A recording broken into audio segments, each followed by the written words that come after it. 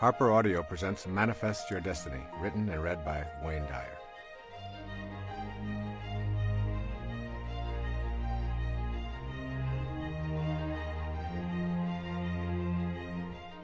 I would like to begin this program with two quotations from the New Testament, the book of John. I'd like you to keep them in mind as you listen to this entire program, because they really are reflective of all of the messages that are in these 9 principles. The first is from John 10, verse 34. Is it not written in your law, I have said, you are gods? And then from John 14, verse 20, on that day you will know that I am in my Father, and you in me, and I in you. You have the power within you to attract to yourself all that you could ever want. This is the central theme of Manifest Your Destiny, which is unlike any book or program that I have ever previously produced. I have chosen to write and talk about manifesting because I have been drawn to it, rather than because it is the next logical step in the progression of books and programs that I have produced over the past 2 decades. As I began writing, I felt a kind of humility, along with a feeling of arrogance. These feelings created questions such as, who am I to write about this capacity to manifest? Isn't this territory reserved for divine beings? What gives me the authority to tell others about an ability that is unique to the gods? These questions swirled around inside of me, and I was motivated by more self-doubt than I like to acknowledge. And then I did what I have encouraged my readers to do in my most recent book, Your Sacred Self. I banished all my doubts, and I began listening to the inner voices that kept telling me I would receive the guidance I needed, and that I would not be alone in this project. In other words, I surrendered and went deep within in my meditations and allowed myself to release all fear and doubt and simply to trust. It was at this time, as I was considering writing these principles and producing this program, even though I had no clear idea what they were precisely, nor in what order they should be presented, that I received a message from a teacher named Guruji, to whom this book is dedicated. Sri Guruji instructed me to listen to a tape on the power of manifesting and to practice in my own life what I was being taught, and then to present this manifesting technique to the world.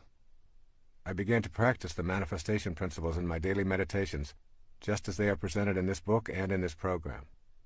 I experienced astonishing results almost immediately. A few months later, I produced a compact disc and a cassette tape titled Meditations for Manifesting, and thousands of people began to use these principles and practice the manifesting meditation techniques. The results have been mind-shattering. I've heard stories of manifesting job promotions, having a baby, which was supposedly an impossibility, selling a home that had been on the market for years without potential buyers, and other stories of prosperity and healing that border on being miracles. I know that these principles work.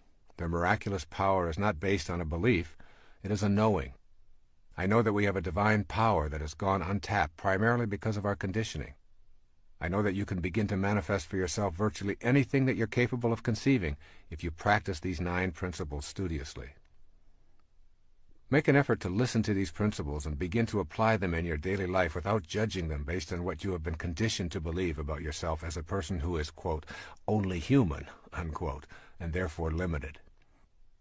What you desire is of central importance, though you may never before have even thought of desire and higher spiritual awareness as compatible concepts.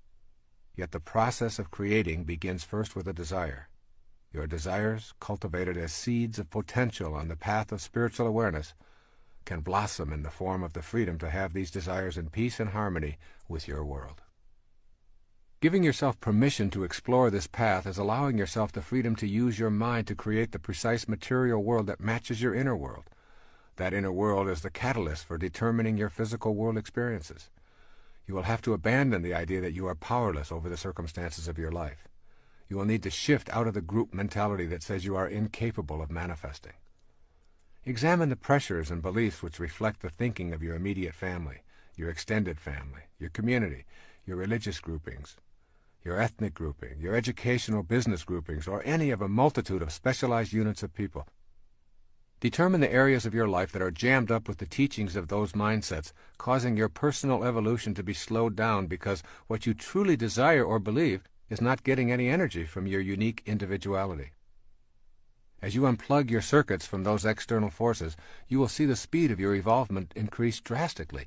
If you hear a voice behind your eyeballs that says, "Move forward," You no longer wait for everyone else to make a move forward before you take your first step. When you cultivate the inner conviction to manifest from the world of the unseen into the material world, you understand that there is a universal God force that is in all things in the universe. There's not a separate God for each individual, each plant, each animal, each mineral. They are all one. The same God force that is within you and causes you to think and breathe is simultaneously in everyone and everything else as well. There is no place that it is not.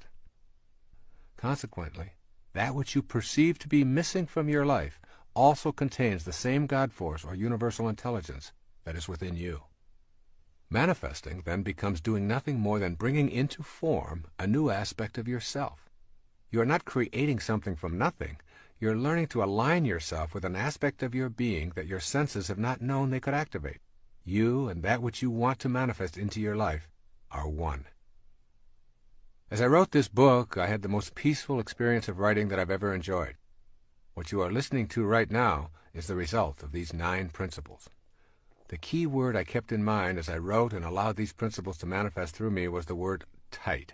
That means to me no extraneous verbiage, no case studies, and a minimum of quotations. Each principle is explained in as straightforward a manner as I know how.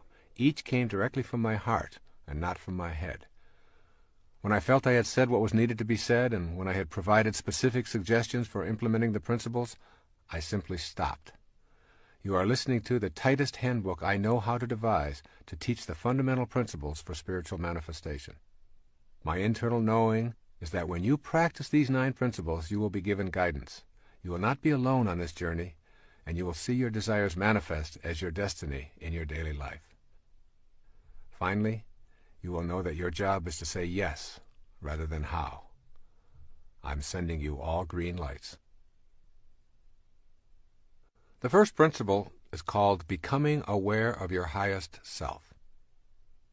Within you is a divine capacity to manifest and attract all that you need or desire. This is such a powerful statement that I suggest you listen to it over and over again and savor it before you begin this journey. Remember, within you is a divine capacity to manifest and attract all that you need or desire. Most of what we are taught to believe about our reality conflicts with this statement. I have a divine ability to manifest and attract what I need or desire. Becoming aware of your highest self does not happen through physical effort, nor can one rely solely upon supernatural techniques. What is essential is that you learn that you are both a physical body in a material world and a non-physical being who can gain access to a higher level. That higher level is within you and is reached through the stages of adult development. I present these stages with some degree of expertise because I've spent many years in each of them. They have been stepping stones to my awareness of my higher self. Each stage involved experiences that permitted me to move ahead in my thinking and my awareness. There are 4 stages of adult development. The first is called the athlete.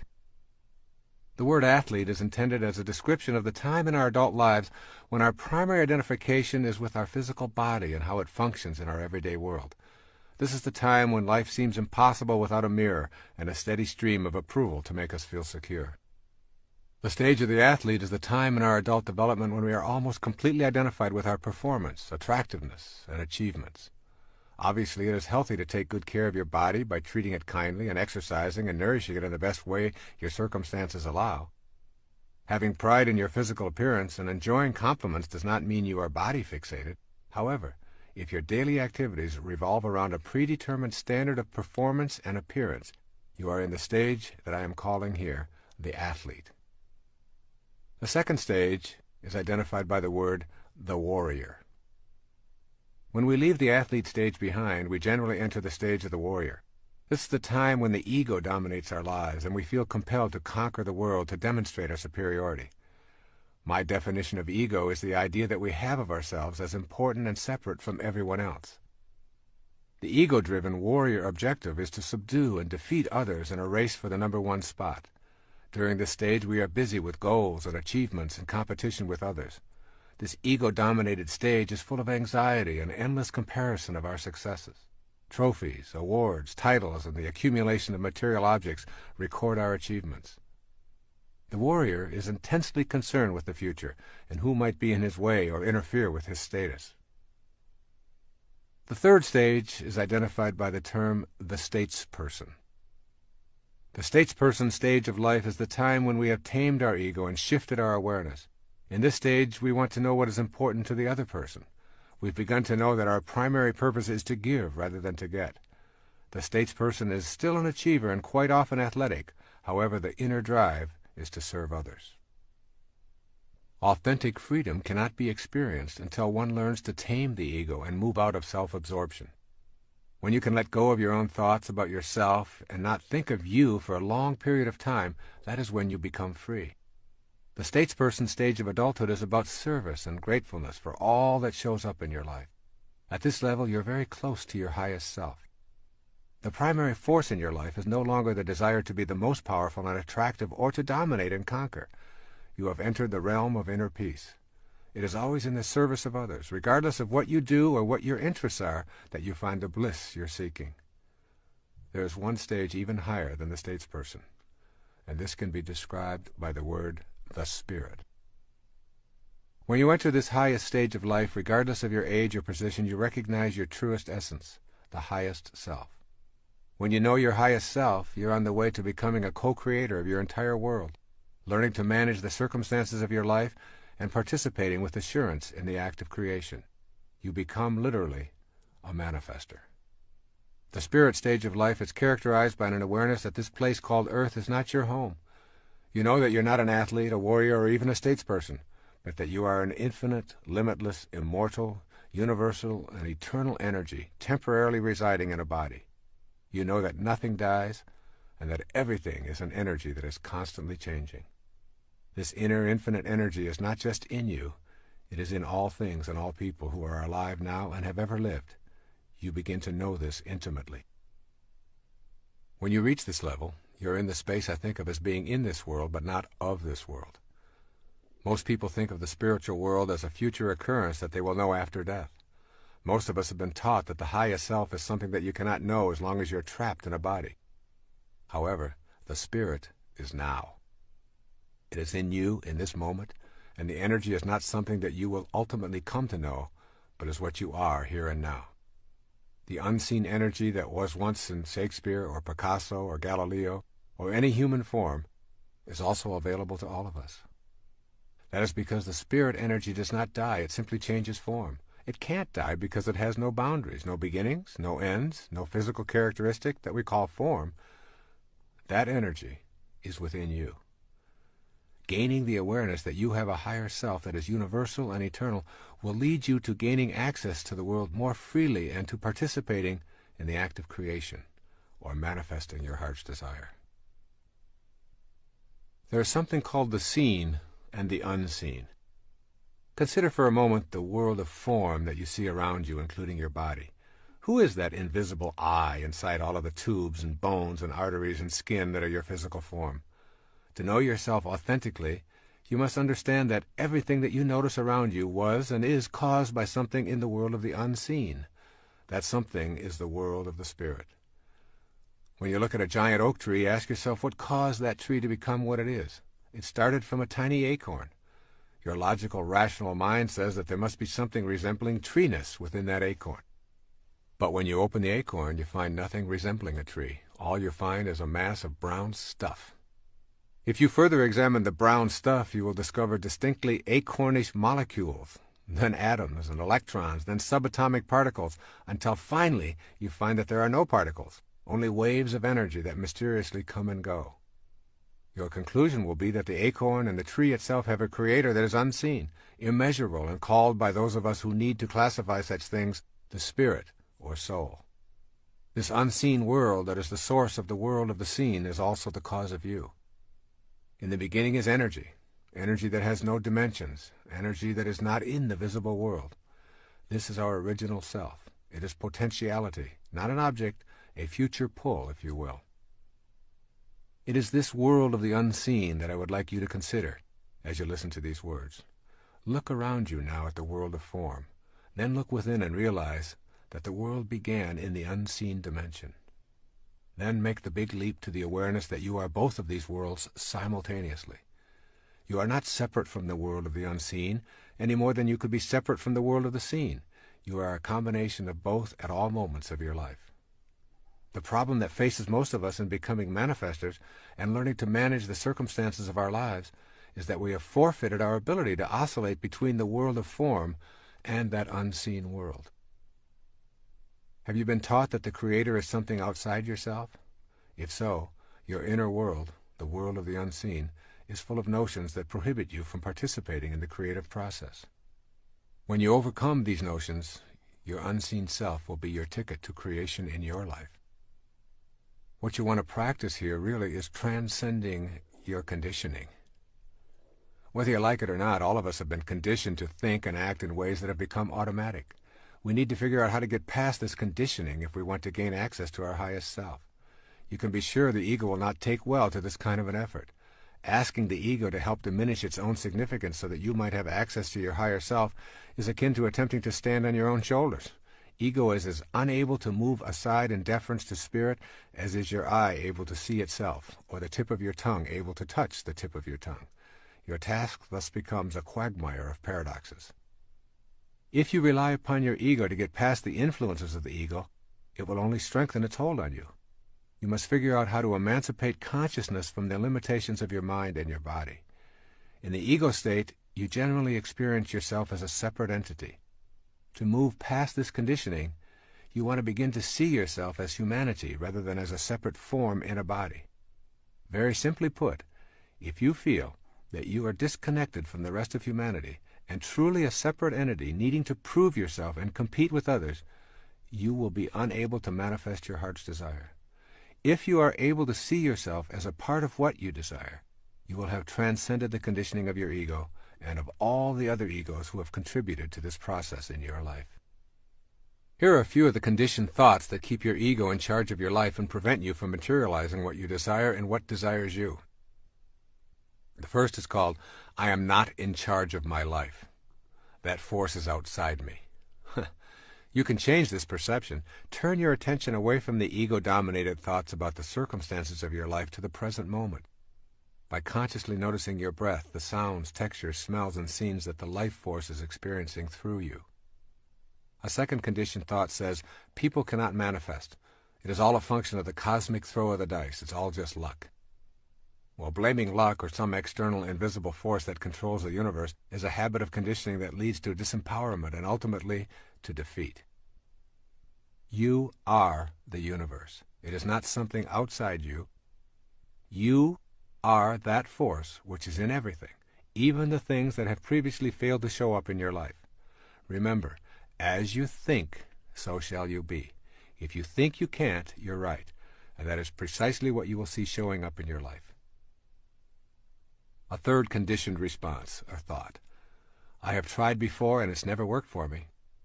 Here the conditioned response is believing that once having tried and failed, further efforts will yield the same results. Let go of your obsession with the past and with trying, and instead remain relaxed and casual in the moment. Your past is an illusion. It is the trail that is left behind you, and a trail behind you cannot drive you today, regardless of what you choose to believe. All you have is now, and you have never tried anything. A fourth conditioned thought. Only highly evolved beings can manifest. Here again, this is the ego saying that you are separate and distinct from your spiritual teachers and others who live at the highest levels. Relinquish those thoughts and replace them with seeing yourself as connected to everyone by that unseen life force that is your divine essence. The first spiritual principle directs you to overcome your conditioning. It requires you to adopt a new attitude about yourself, and then to put this attitude into daily practice. I am encouraging you to know the highest self rather than read about it, to know it in the deepest reaches of your being, and then to never doubt it again. I encourage you to follow these suggestions for developing the first principle as a permanent part of your total awareness. The first suggestion. Think of this definition of enlightenment: to be immersed in and surrounded by peace.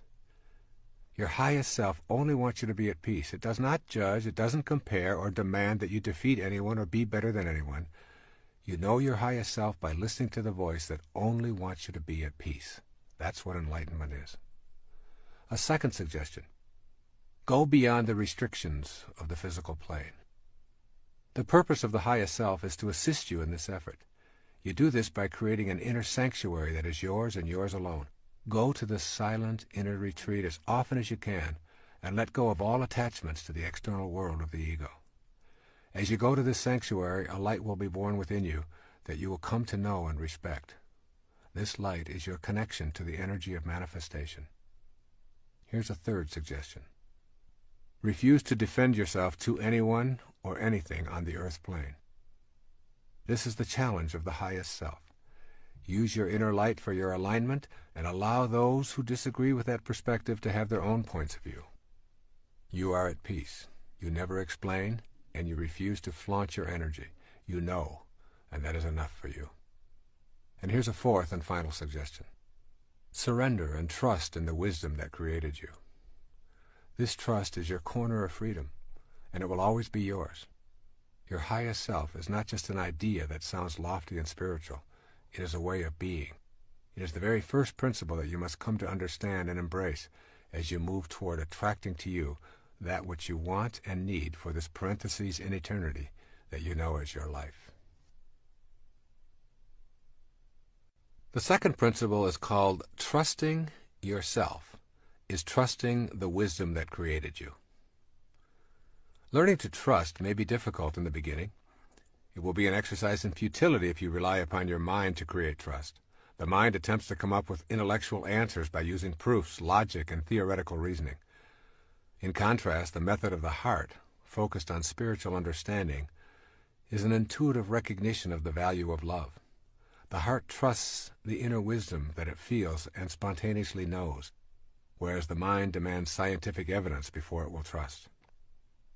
When the mind seeks corroboration through specific proofs as an aid to spiritual understanding, it is encroaching into an area far more suited to the heart. For this reason, it is necessary to trust what the heart knows. Without total trust, it is impossible to know the miracles of the higher self and become a manifester.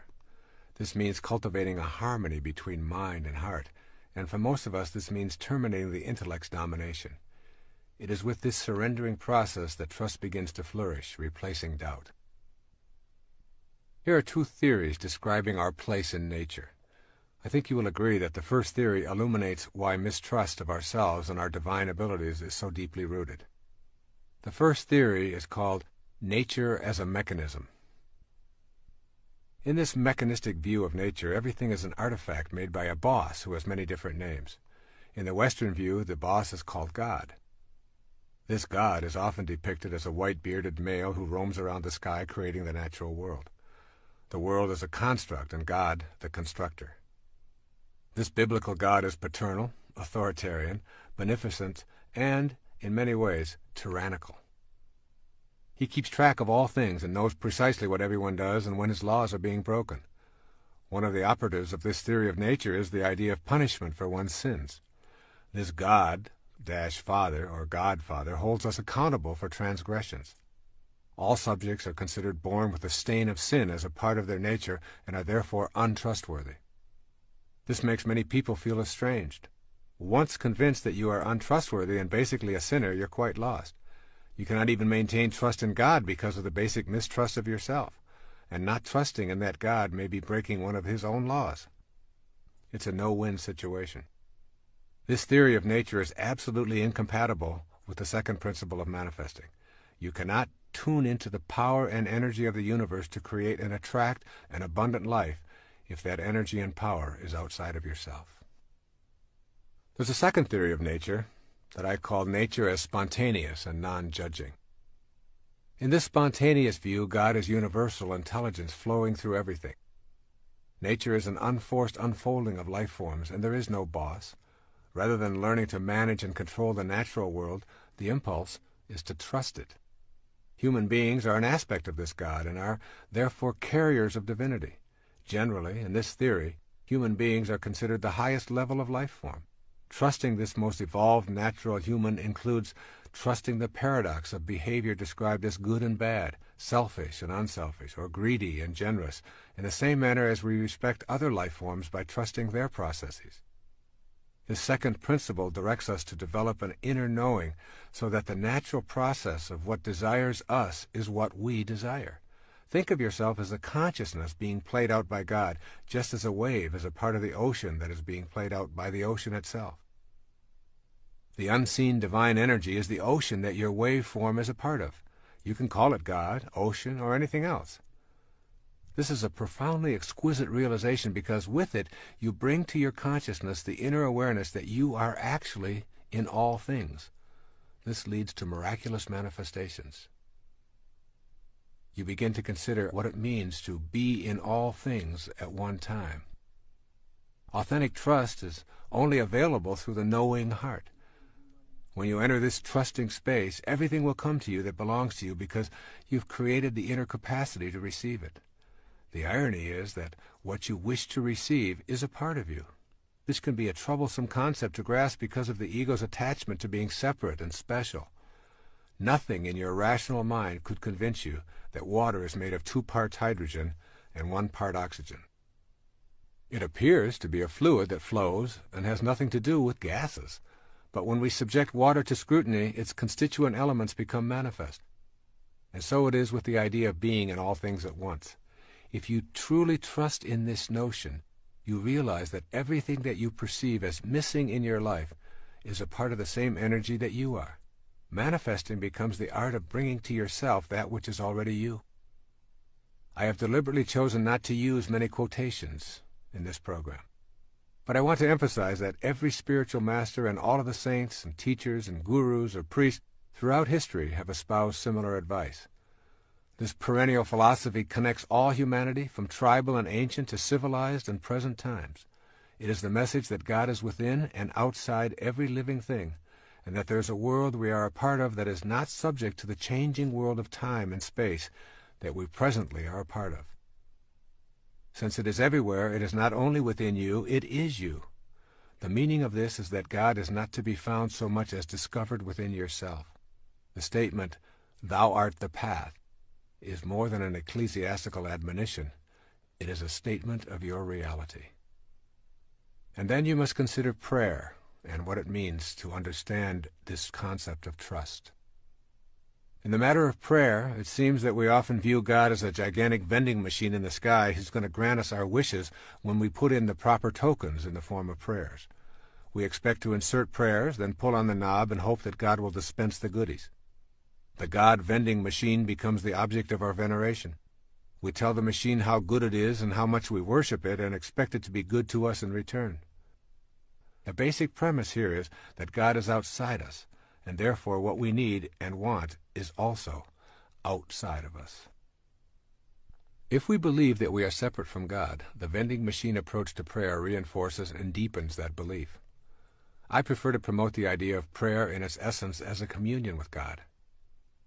What we seek in prayer is the experience of coexisting with God.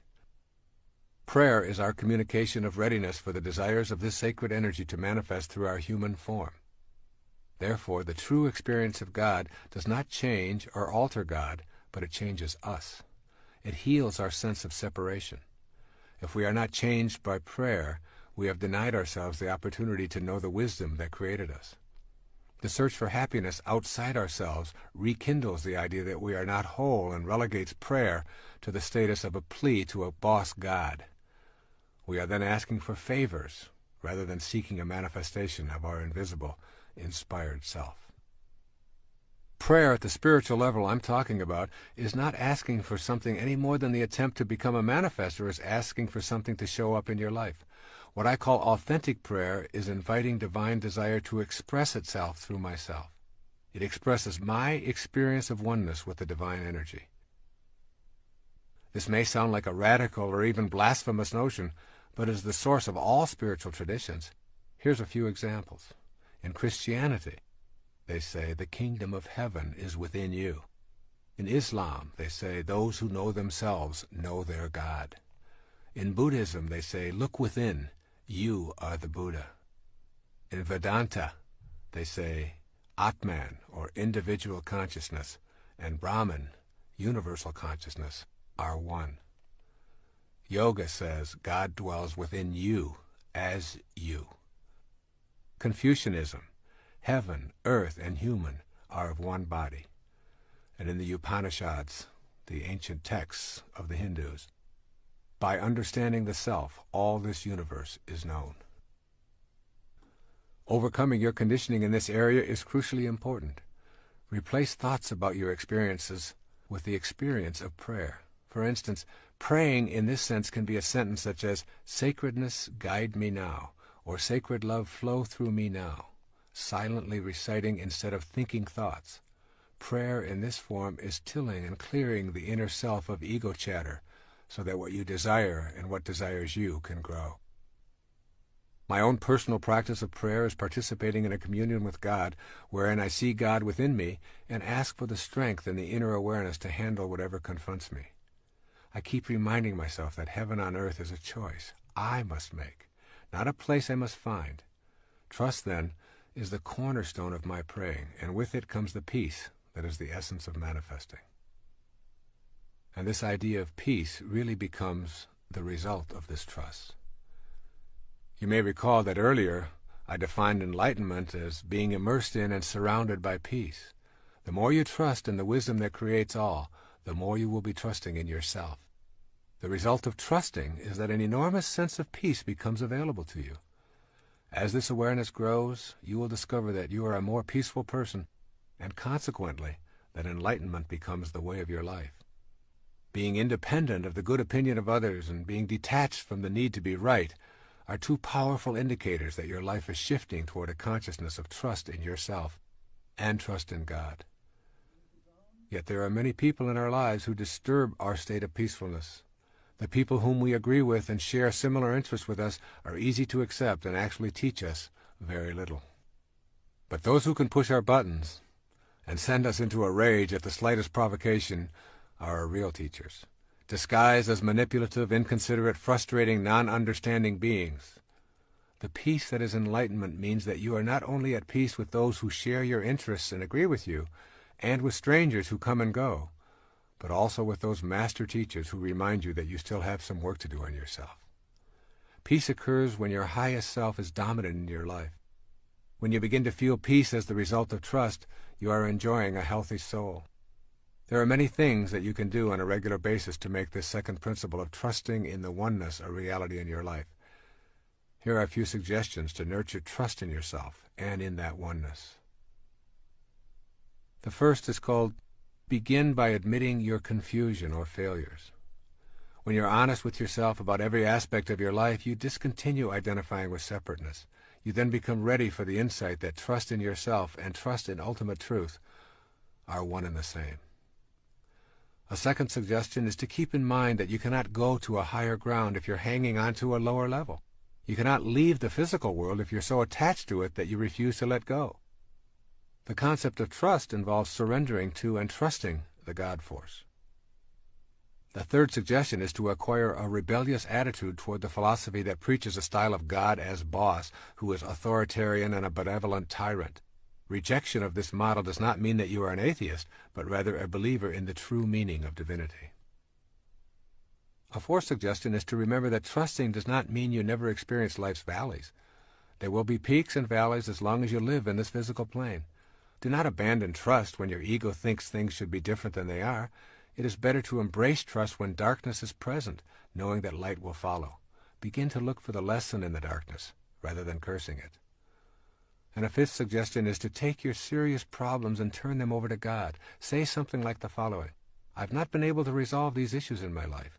I would like to show my trust in the divine force by simply turning them over to your divine hands, which I know are also mine, and I trust that this action will lead to a resolution of these problems. A sixth suggestion is to remember that the presence of complete trust is evident in your life when what you think and feel and do are all balanced and in harmony. To say, I believe in a healthy body, and to practice eating in unhealthy ways dissolves trust in yourself. When you are incongruent with your thoughts, you are showing a lack of trust in the divinity that is your essence. And finally, a seventh suggestion: begin a meditation practice of contemplating the supreme principle that is beyond the pettiness of this world. Meditation is not merely making the mind think that it is meditating. Meditation is literally the embodiment of truth and trust. It is knowing that I can confront myself in a spirit of serenity, and that what I seek will be attracted to me.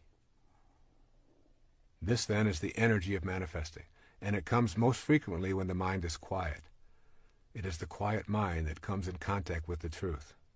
This process of closing my eyes and becoming serene gives me the ability to tap into that source of inspiration. Inspiration, the very word comes from in spirit. This second principle of manifesting leads us to a higher place within ourself. You will be a silent sage, moving through this material plane, knowing that you have tapped into a source of inspiration that provides you with all the sustenance you need. Indeed, you will begin to see how this earth plane is really a very big part of you, more so than you might ever have imagined. And this then becomes the subject for the third principle of manifesting.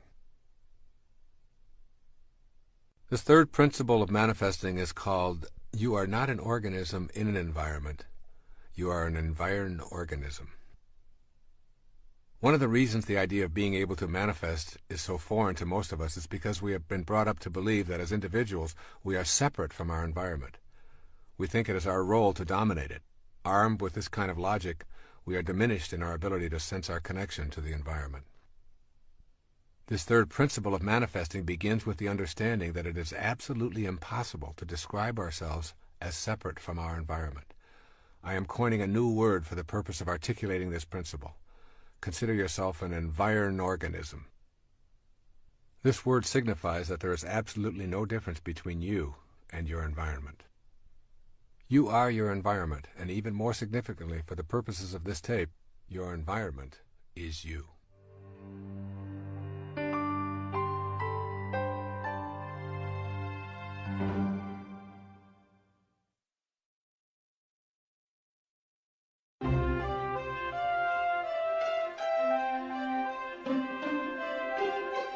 Think about your own nature as an environed organism.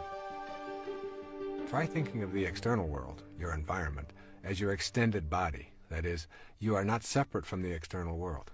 In this concept, it is impossible to describe yourself without including your surroundings. In fact, it is not even possible to see or hear yourself as a separate entity apart from your environment. For example, describe yourself walking, just you walking.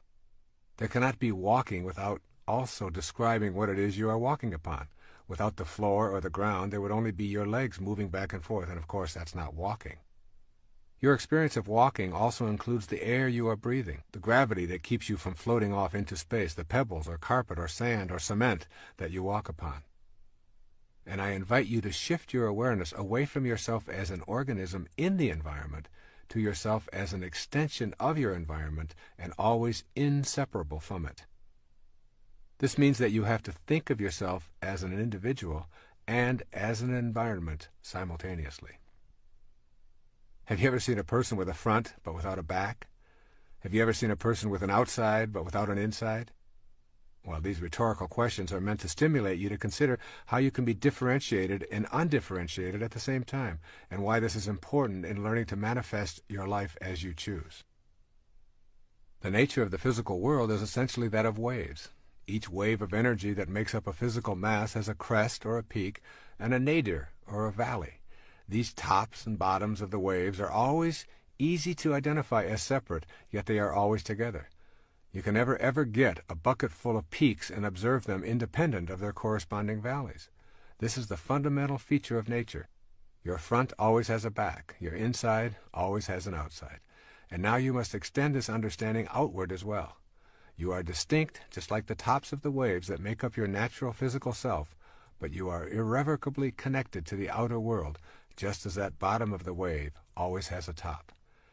When you begin to see this simple truth, mystical experiences of manifesting also open up to you as a genuine possibility. You see, you're either pushing nature around, or you're seeing it as yourself, one or the other. When we think of ourselves as distinct from our environment, we take on a posture of exercising control over it. We destroy forests and swamps and mountains and rivers and wildlife or anything else that obstructs profit and convenience, or for something we call advancing civilization. We defend these activities without understanding that we are also destroying ourselves. As we have seen, we cannot be described independent of our environment any more than our outside can be described without our inside. When we can respect that which appears to be external to us, we will build to live in harmony with, rather than in control over, our environment. In our personal lives, recognizing nature as ourselves opens up an entirely new world of manifestation. Your new faith will no longer permit you to see anything as separate. The separateness will always be there, just as the peak of the wave is separate from the trough. But they remain inseparable, even while separate. You will have fused the dichotomy that prevents you from putting this connective energy to work. You will begin to view yourself as an organic part of this world, rather than as a separate entity in this world. And then you'll see yourself as an organic part of this world. There's a popular belief that we come into this world. Thus we are continuously embracing the idea that who we are and where we come from are two different worlds. The essence of the third spiritual principle for manifesting your destiny is that there is no separation, and rather than coming into this world as a construction project, you actually grow out of it. You are a result of what the universe is doing on a conscious level, just as a wave is what the ocean is doing, and a plum is what the plum tree is doing. The intelligence that is you, unseen as it may be, is you in every stage of your creation and life experience, and it is also the same in every other person, as well as in all things in our physical world. Notice that everyone breathes the same air, walks on the same ground, and thinks as an organism just like you. You are indeed connected to all of these beings. It is not an accident that someone living in a distant country with different outward physical characteristics and a separate language could die and donate their liver or kidney or cornea to you, and it would accommodate the life force flowing in you. A profoundly important Native American saying is, "No tree has branches so foolish as to fight among themselves." Imagine the result of such behavior by the tree. The tree and all of its parts would die from such an absurdity. Yet that is precisely what we do when we see ourselves as divided from all of the other people who are being peopled from the same divine intelligence. When you know that you grow out of this world just as an apple does from an apple tree, then you identify with the spiritual essence. It is in identification with this inner essence that you make your connection to everything else. And it is with this connection that you begin to attract your desires to your physical world. I want you to gain a clear sense of how you are actually growing out of this world. You are not a momentary flash of embodied consciousness between two eternal blacknesses. You are an essence that is eternally growing in this world, a world in which the spirit and the manifestation of that spirit appear to be different to the senses, and indeed they are, but they are also connected.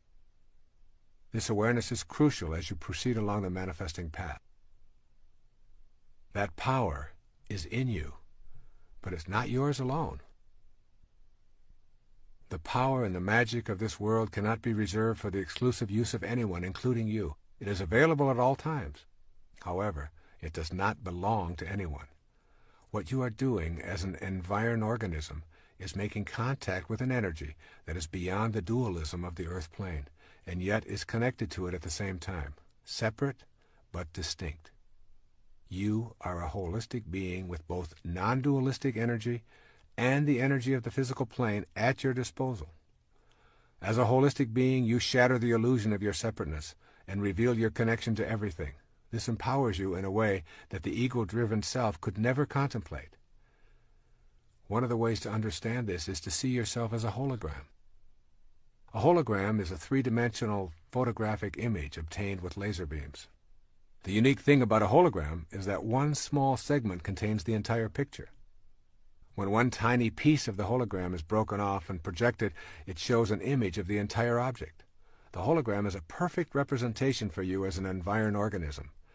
Your environment includes everyone alive and dead, and you can draw their energy to you because, from a hologrammatic viewpoint, they are you. You are one little physical image that reflects all of humanity when projected spiritually upon the cosmic screen. Each and every one of us is the whole of humanity. You cannot escape this conclusion. Human beings are the same everywhere. We share the emotions of fear, love, hate, and jealousy. We also share our life-giving blood, intermingling it for the survival of those who need it, and we have the same internal organs and thoughts. When you perceive yourself in the hologram that is humanity, you connect on an energy level to everyone else in your environment. An environed organism most truly is a reflection of it all, and this energy that you share is shared by all. This awareness gives you the option to tap into this universal energy anywhere, at any time, by metaphorically projecting yourself to reflect the whole.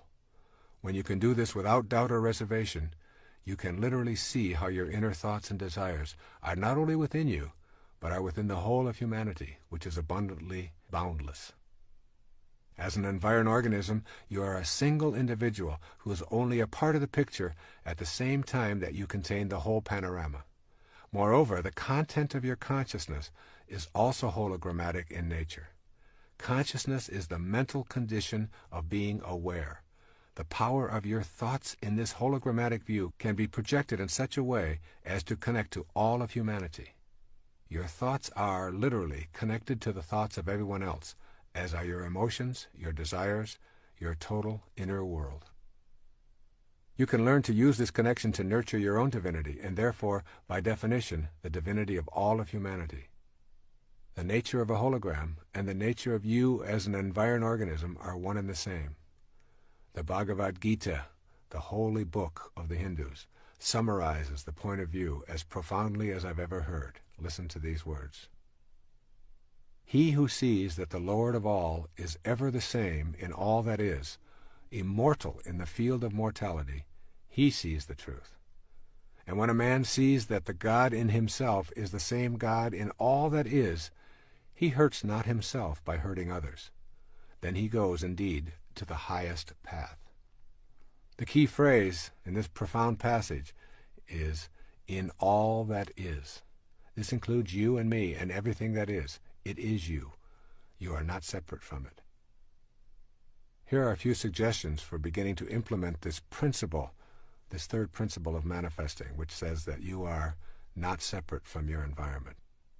First, make a conscious effort to check yourself when you begin to think in ways that reflect separateness.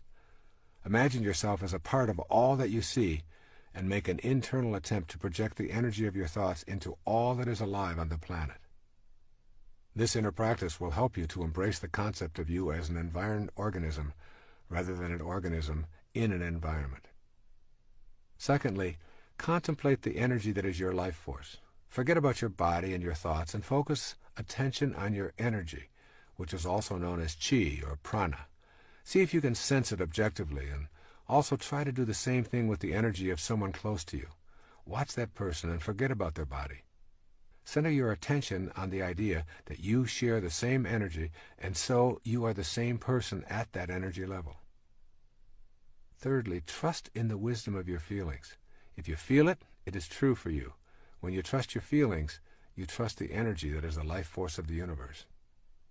And fourth, practice being gentle, respectful, and loving toward the life force in all things. In other words, behave as if the God in all life really mattered. The energy of love is sent out into the universe and connects with the same loving essence that is in all things.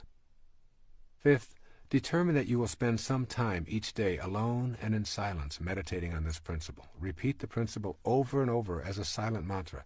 I am not an organism in an environment. I am an environed organism. By repeating these words to yourself, you will eventually begin to project this reality outward. And sixth, make the spaces of your life as sacred as possible. In your living space, bless all that surrounds you, and fill your space with the life that plants, flowers, and animals bring. Spend time contemplating your living space as a holy place. The more you bring your environment alive with sacred thoughts and feelings, the more you will feel spiritually connected. The Sufi poet Rumi, almost a millennium ago, wrote a poem that reflects this consciousness. I'd like to share it here with you. It's called The Seed Market. He says, "Can you find another market like this, where with one rose you can buy hundreds of rose gardens? Where for one seed you get a whole wilderness? For one weak breath, the divine wind? You've been fearful of being absorbed in the ground or drawn up by the air. Now your water bead lets go and drops into the ocean where it came from. It no longer has the form it had, but it's still water. The essence is the same.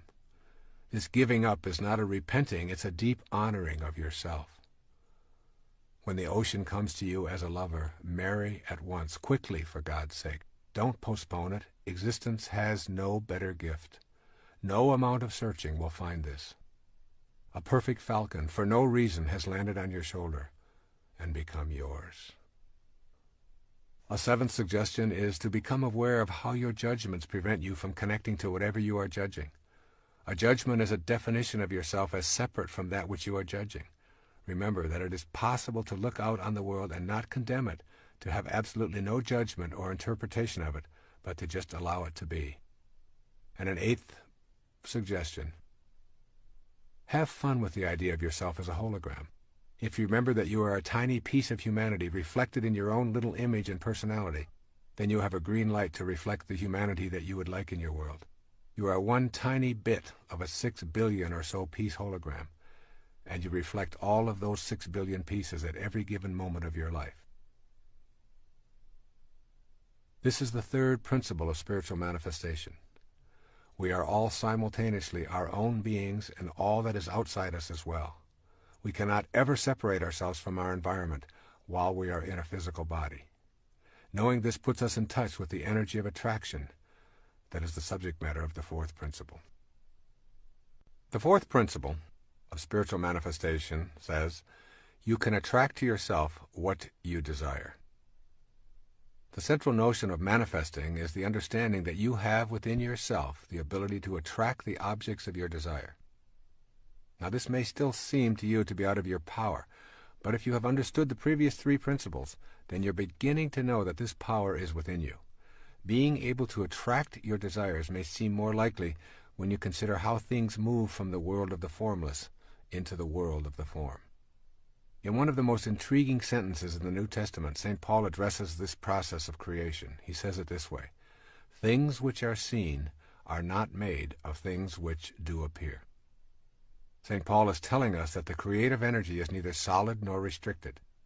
The physical world of form originates in something other than the form itself. St. Paul's words form the basis for my writing about this principle and for several of those to come in this tape.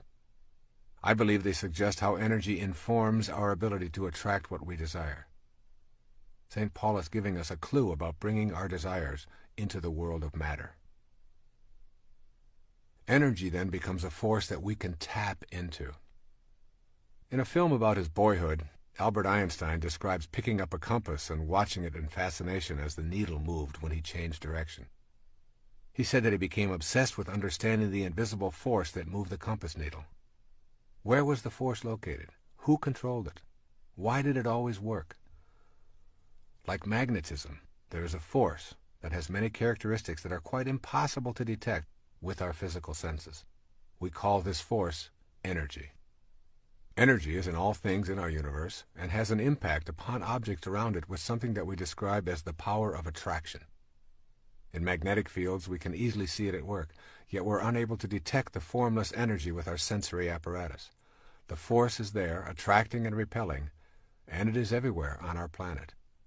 If it is everywhere, then it is also within us. It seems unlikely that our senses will inform us any better than they help us comprehend how a magnetic pole works. We can see the results, but the force itself is always elusive and in motion. The essence of this fourth principle of manifesting is that we can utilize this energy because we are this energy. We can use this universal energy to bring to us objects of our desire because the same energy that is in what we desire is also in us, and vice versa. It is simply a matter of alignment and will that allows us to tap into this force. Bringing things into the physical world is a process that we call creation. What we create involves the use of the same power that is in all that is created. It is only a matter of degree.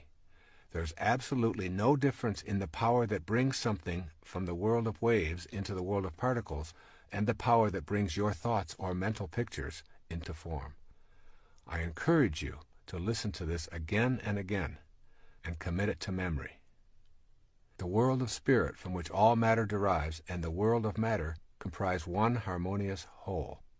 They are separate but always together, just like the peak of the wave and its base, separate but forming an inseparable whole.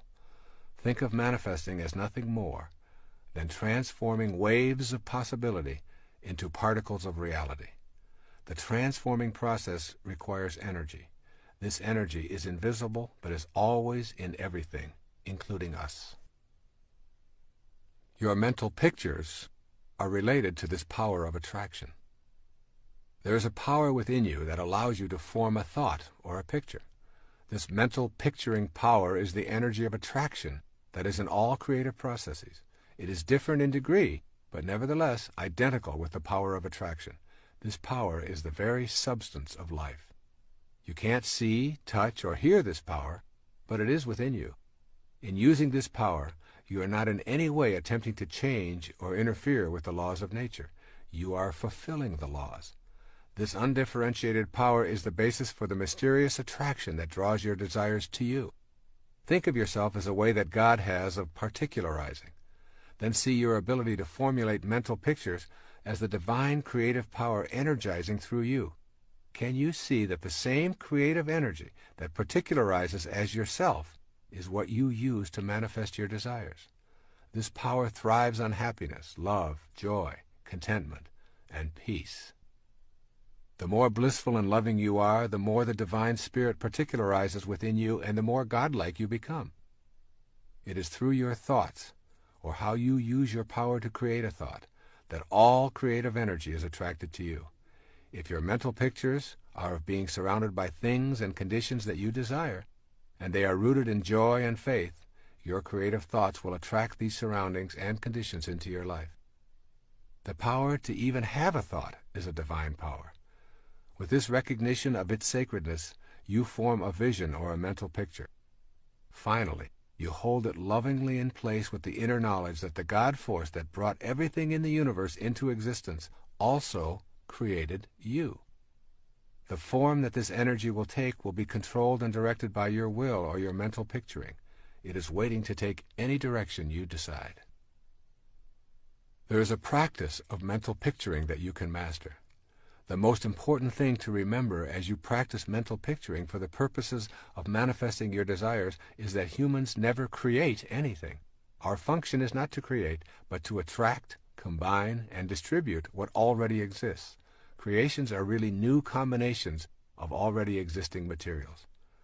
There is one indispensable condition for the manifestation of your mental picture into the visible and concrete world: the necessity of picturing the fulfillment of your desire as if it is already accomplished on the spiritual plane. That's right. You must know within yourself that on the invisible level of your being, what you desire is already in place.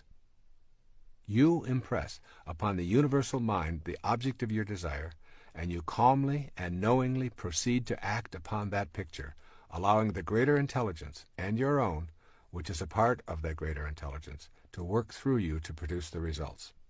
You abandon all fear and return to the affairs of your life, assured that the necessary conditions will soon come into view or are already there. The key is to repeat the mental pictures until the truth of what you are affirming resonates within you without an ounce of doubt. And there will be times when it appears that it isn't working. If your picture doesn't manifest in the time span that you've designated, relax and retreat to your knowing that it is already in place in the spiritual realm. Time is simply not a recognizing feature of the all-creating wisdom. However, you will find it impossible to manifest if you are visualizing without an authentic will that is sufficiently steady to overcome any contrary idea or lack of faith in your own divine connection to God. And here we must talk about the value of secrecy. When we speak to others about our efforts to manifest, our power is weakened. In general, when we describe these activities, it is because the ego has entered the picture. This kind of approach considerably dissipates our power of attraction. Maintain privacy concerning your own unique powers to attract to you what you desire. In order to tap into the extraordinary energy and use it in the co-creation process, it must remain yours and yours alone. The moment you discuss it with anyone who is alive today is the moment it diminishes. The higher energy, which is infinite, must create its own vehicle for manifesting, and it does so in the privacy of those vehicles. We are talking here about a vital force, a God force. Let's look at the nature of this vital force. It's difficult to comprehend a force that we cannot see, or touch, or hear, or smell, and still Know that it exists. It is similar to electricity. You plug in your appliance and you cannot see, touch, smell, or hear anything happening, but your electric hairdryer responds when you press the on switch. This is a good way to think of the vital force that is the all-creating God force as well. It is invisible, electrical in nature, always flowing, and always attracted to that which plugs into its source. A second characteristic of the life force energy is that it is always expanding, and it is unlimited in supply. The nature of the universe is abundance. It goes on beyond our concepts of beginnings and endings and boundaries. When we think we have it categorized and locked into a time-space boundary, it expands beyond our awareness, almost as if it must move further away from observation. You are an aspect of that force, and therefore you, too, are flowing, ever-expanding, and unlimited. It is your nature to be able to attract, to expand, to be unlimited. This force is in you, and this force is outside you. This force is you. By knowing the nature of this force and seeing yourself as a divine expression of it, and by going within to the power that permits you to picture a desire, and then tapping that power with a private, loving, cheerful knowing, you are on your way to using this vital force in ways that were unavailable to you with your conditioned view of yourself. Let's look at some ideas for putting this principle into work in your life. When first arising in the morning, take a few moments to be alone and ask yourself, how did the conditions of my life that I would like to change first come about? How can I facilitate making conscious contact with my unlimited, invisible source of energy? You'll soon realize that the conditions of your life have been manifested by you, even though you are not conscious of bringing them about. Your thoughts and mental pictures of lack and scarcity and self-absorption and authoritarianism and illness and guilt and worry, and all of these have been put into the universal spirit and have manifested in your life. You can hasten your conscious contact by radiating a totally new kind of mental picture while applying this fourth principle. And then secondly, explore the possibility that the reason you believe that life is limiting is because you have assumed limitation to be in your life. Does your view of life include the natural creative process reproducing within yourself? Stay in this place within, and you will know conscious contact with the divine, all-creating intelligence. And then thirdly, never limit the spirit in any way. If you experience any kind of friction, know that it is an error in your thinking and picturing. Just continue to tell spirit what you want without telling it how you want it to happen. Then retreat in faith and trust. Fourthly, keep your mental picturing to yourself. What you want to attract is a private matter between you and God. And fifthly, begin to act as if what you would like to attract is already in your life. If you want to create healing, formulate the picture, radiate out that energy to connect with the all-creating energy, be cheerful and trusting in your knowing, share it with no one, and then begin acting in a new, healthy manner. If you want to materialize more prosperity, then start the process of thinking abundantly and acting that way also, giving thanks for all that has manifested into your life. And sixth, I recommend that you browse through Walt Whitman's Leaves of Grass daily. Here's a portion that speaks of our oneness with the divine energy. Listen to Walt Whitman. Athwart the shapeless vastness of space, how should I think, how breathe a single breath, how speak, if, out of myself, I could not launch to those superior universes?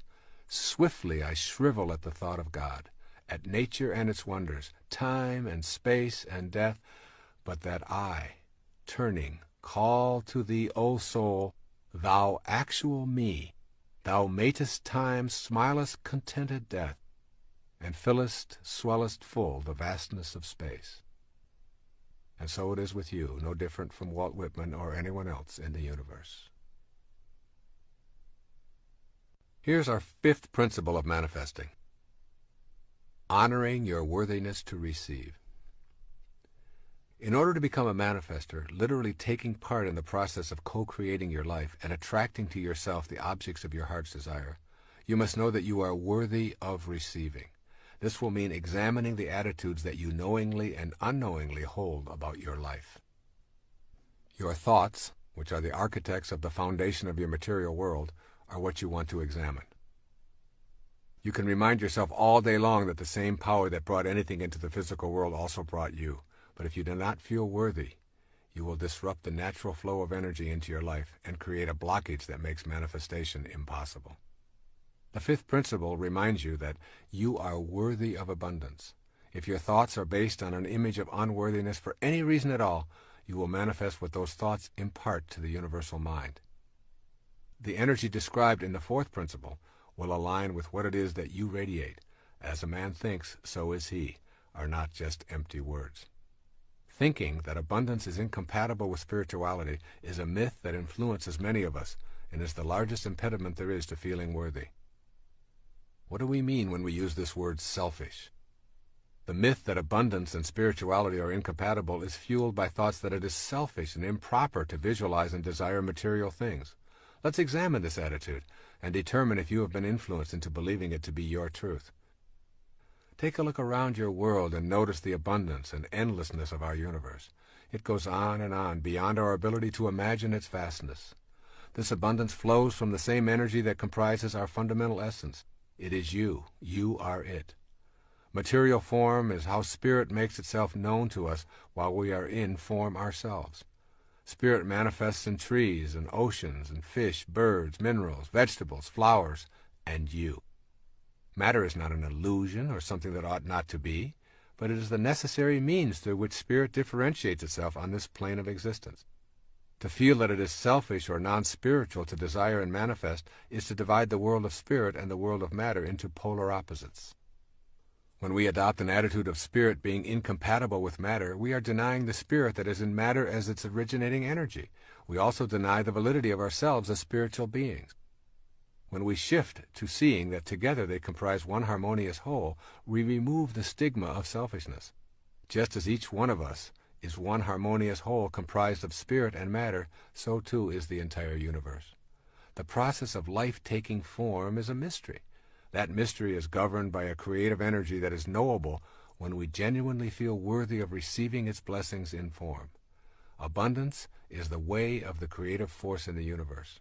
You are entitled to have abundance in your life and to radiate prosperity to all that you encounter in your world. Nothing is gained by making yourself small and insignificant other than to manifest smallness and insignificance into your life. There are some core components of worthiness. Everything you need to master in order to make this fifth principle a working model in your life is available as a mental activity. You do not need to go out into the world and conquer it in any way.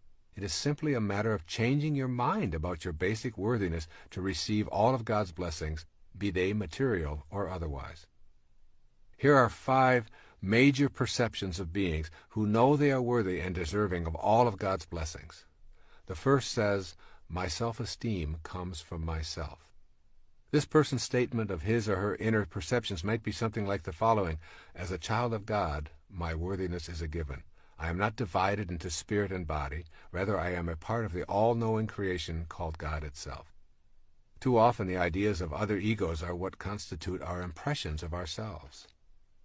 We listen to the admonitions of others who have low self-regard and who are attempting to exert influence and power over us. It is beyond the scope of most young children to resist these ideas. But as adults we can look back at this hypothesis and free ourselves from its absurdity. You must know within that you are part of the light that lighteth every man. You are evidence of the existence of God, and in your own particularized individuality, you have God within you. Therefore you must be able to say with conviction, "God is me, and I am God." It is this truth that will free you from your feelings of unworthiness to attract to yourself all that you desire. Your desires are the very tools that allow you to grow and experience the perfection of the universe. They take you beyond any limitations that you might have embraced and lead you to a higher spiritual awareness. Even the idea of achieving enlightenment and mastery is a desire, and one you must honor. A second statement of those who feel worthy: I accept myself without complaint. A person with this self-perception thinks something like the following: I am willing to face everything about myself without lapsing into self-contempt or repudiating my essential value as a piece of God. Self-acceptance is something that must be unconditionally known within ourselves. To accept oneself is not necessarily to accept every behavior. Rather, it is a refusal to engage in sabotaging acts of self-loathing. If you are in a state of self-rejection, you cannot feel worthy of the munificence of the universe. Your inner energy is centered on what is wrong with yourself and with complaining to yourself and anyone who will listen. Self-acceptance is nothing more than a shift in consciousness. It requires only a change of mind. If your hair is falling out, then you have the choice to mask it, worry about it, or accept it. Acceptance means that you honor your body and the divine intelligence that is at work. And when someone else implies that you have a problem because your hair is falling out, you don't even know how to relate to their observation. Acceptance removes the label of problem. This is not a faked attitude. It is merely removing the ego from your inner assessments, which are centered on the approval of others. With self-acceptance, you are able to honestly say, I am what I am, and I accept it. Once this attitude is firmly in place from a position of self-honesty, your worthiness to receive the gifts of the universe become aligned with that divine power. A third attitude of self-acceptance. I take full responsibility for my life and what it is and is not. To be willing to accept total responsibility for yourself puts you in a position of being worthy of receiving and attracting the objects of your desire. If someone else is responsible for your perceived shortcomings, and you are blaming them for these troubles, then you are also saying that in order to manifest your heart's desire, you need to have the permission of those others. This act of abdicating responsibility destroys your ability to empower yourself to higher levels of awareness. I come from the position that there are absolutely no accidents, and that everything that occurs in my life has a lesson attached to it, and that I brought it into my life. Thus, if I am having a negative thought, and at the same moment I bump my head on a cupboard door, I say, what was I thinking at that moment? And I take full responsibility for correcting those negative thoughts and for the bump that reminded me to correct that kind of thinking. This little game serves me in the sense of taking full responsibility for my life and eradicating the inclination to blame other people or circumstances. I trust in this inner knowledge. I rely on seemingly coincidental happenings, and I know that I am responsible for all of it. As this sense of responsibility has grown, I find it impossible to blame anyone for anything in my life. The willingness to be responsible without complaining puts you into the natural flow of all divine energy. With an attitude of self-responsibility, you will notice that the heavens are exceedingly cooperative.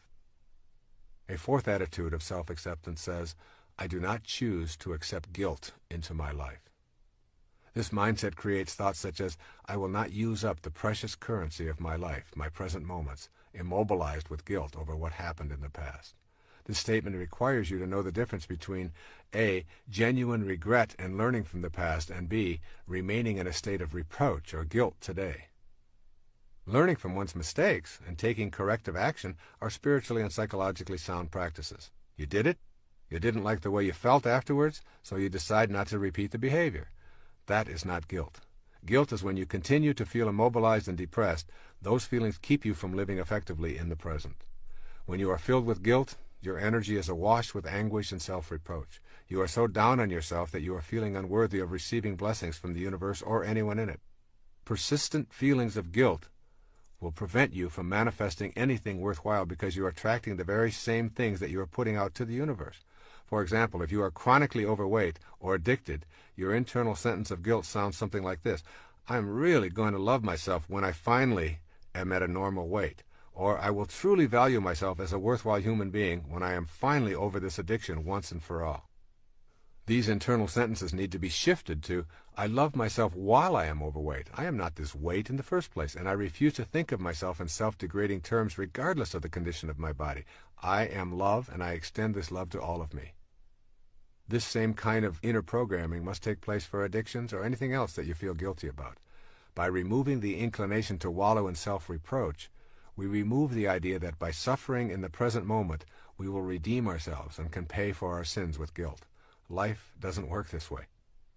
The solution is in loving yourself and in trusting in God that your shortcomings are nothing more than lessons leading you to a new spiritual level. And finally, a fifth assessment of those who have self-acceptance. I understand the importance of having harmony between my thoughts, my feelings, and my behavior. To the extent that you remain incongruent in any of these three areas of thinking, feeling, or behaving, you will impede the process of heightened awareness and the ability to manifest your heart's desire. This is the last of the 5 points that contribute to your feelings of worthiness about receiving God's munificence into your life. It is also the most significant because it defines your level of integrity. To have thoughts about how you would like to conduct your life, to posit these thoughts as your essential way of being, and then to feel guilty, fearful, anxious, or anything else as a result of not living up to these inner positions, results in addictive, manipulative, and self-defeating behavior. To be congruent, you must be honest about your own thoughts. If you are honest with yourself, you will find that your emotional reactions will be consistent with your inner world. You will feel peaceful and content, and this will be apparent in your behavior. This is true for virtually everything about your life.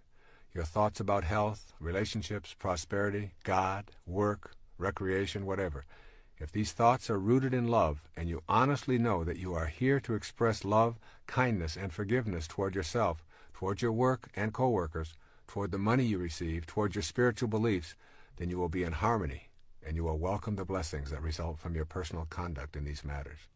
However, if you embrace these thoughts yet fail to act on them in the daily working of your life, you will feel incongruent, and consequently, you will not feel that you are deserving of desires being fulfilled, being eaten up inside in your own private corner of awareness that is not available to anyone else other than God. You will behave in self-defeating ways that verify your lack of inner congruity.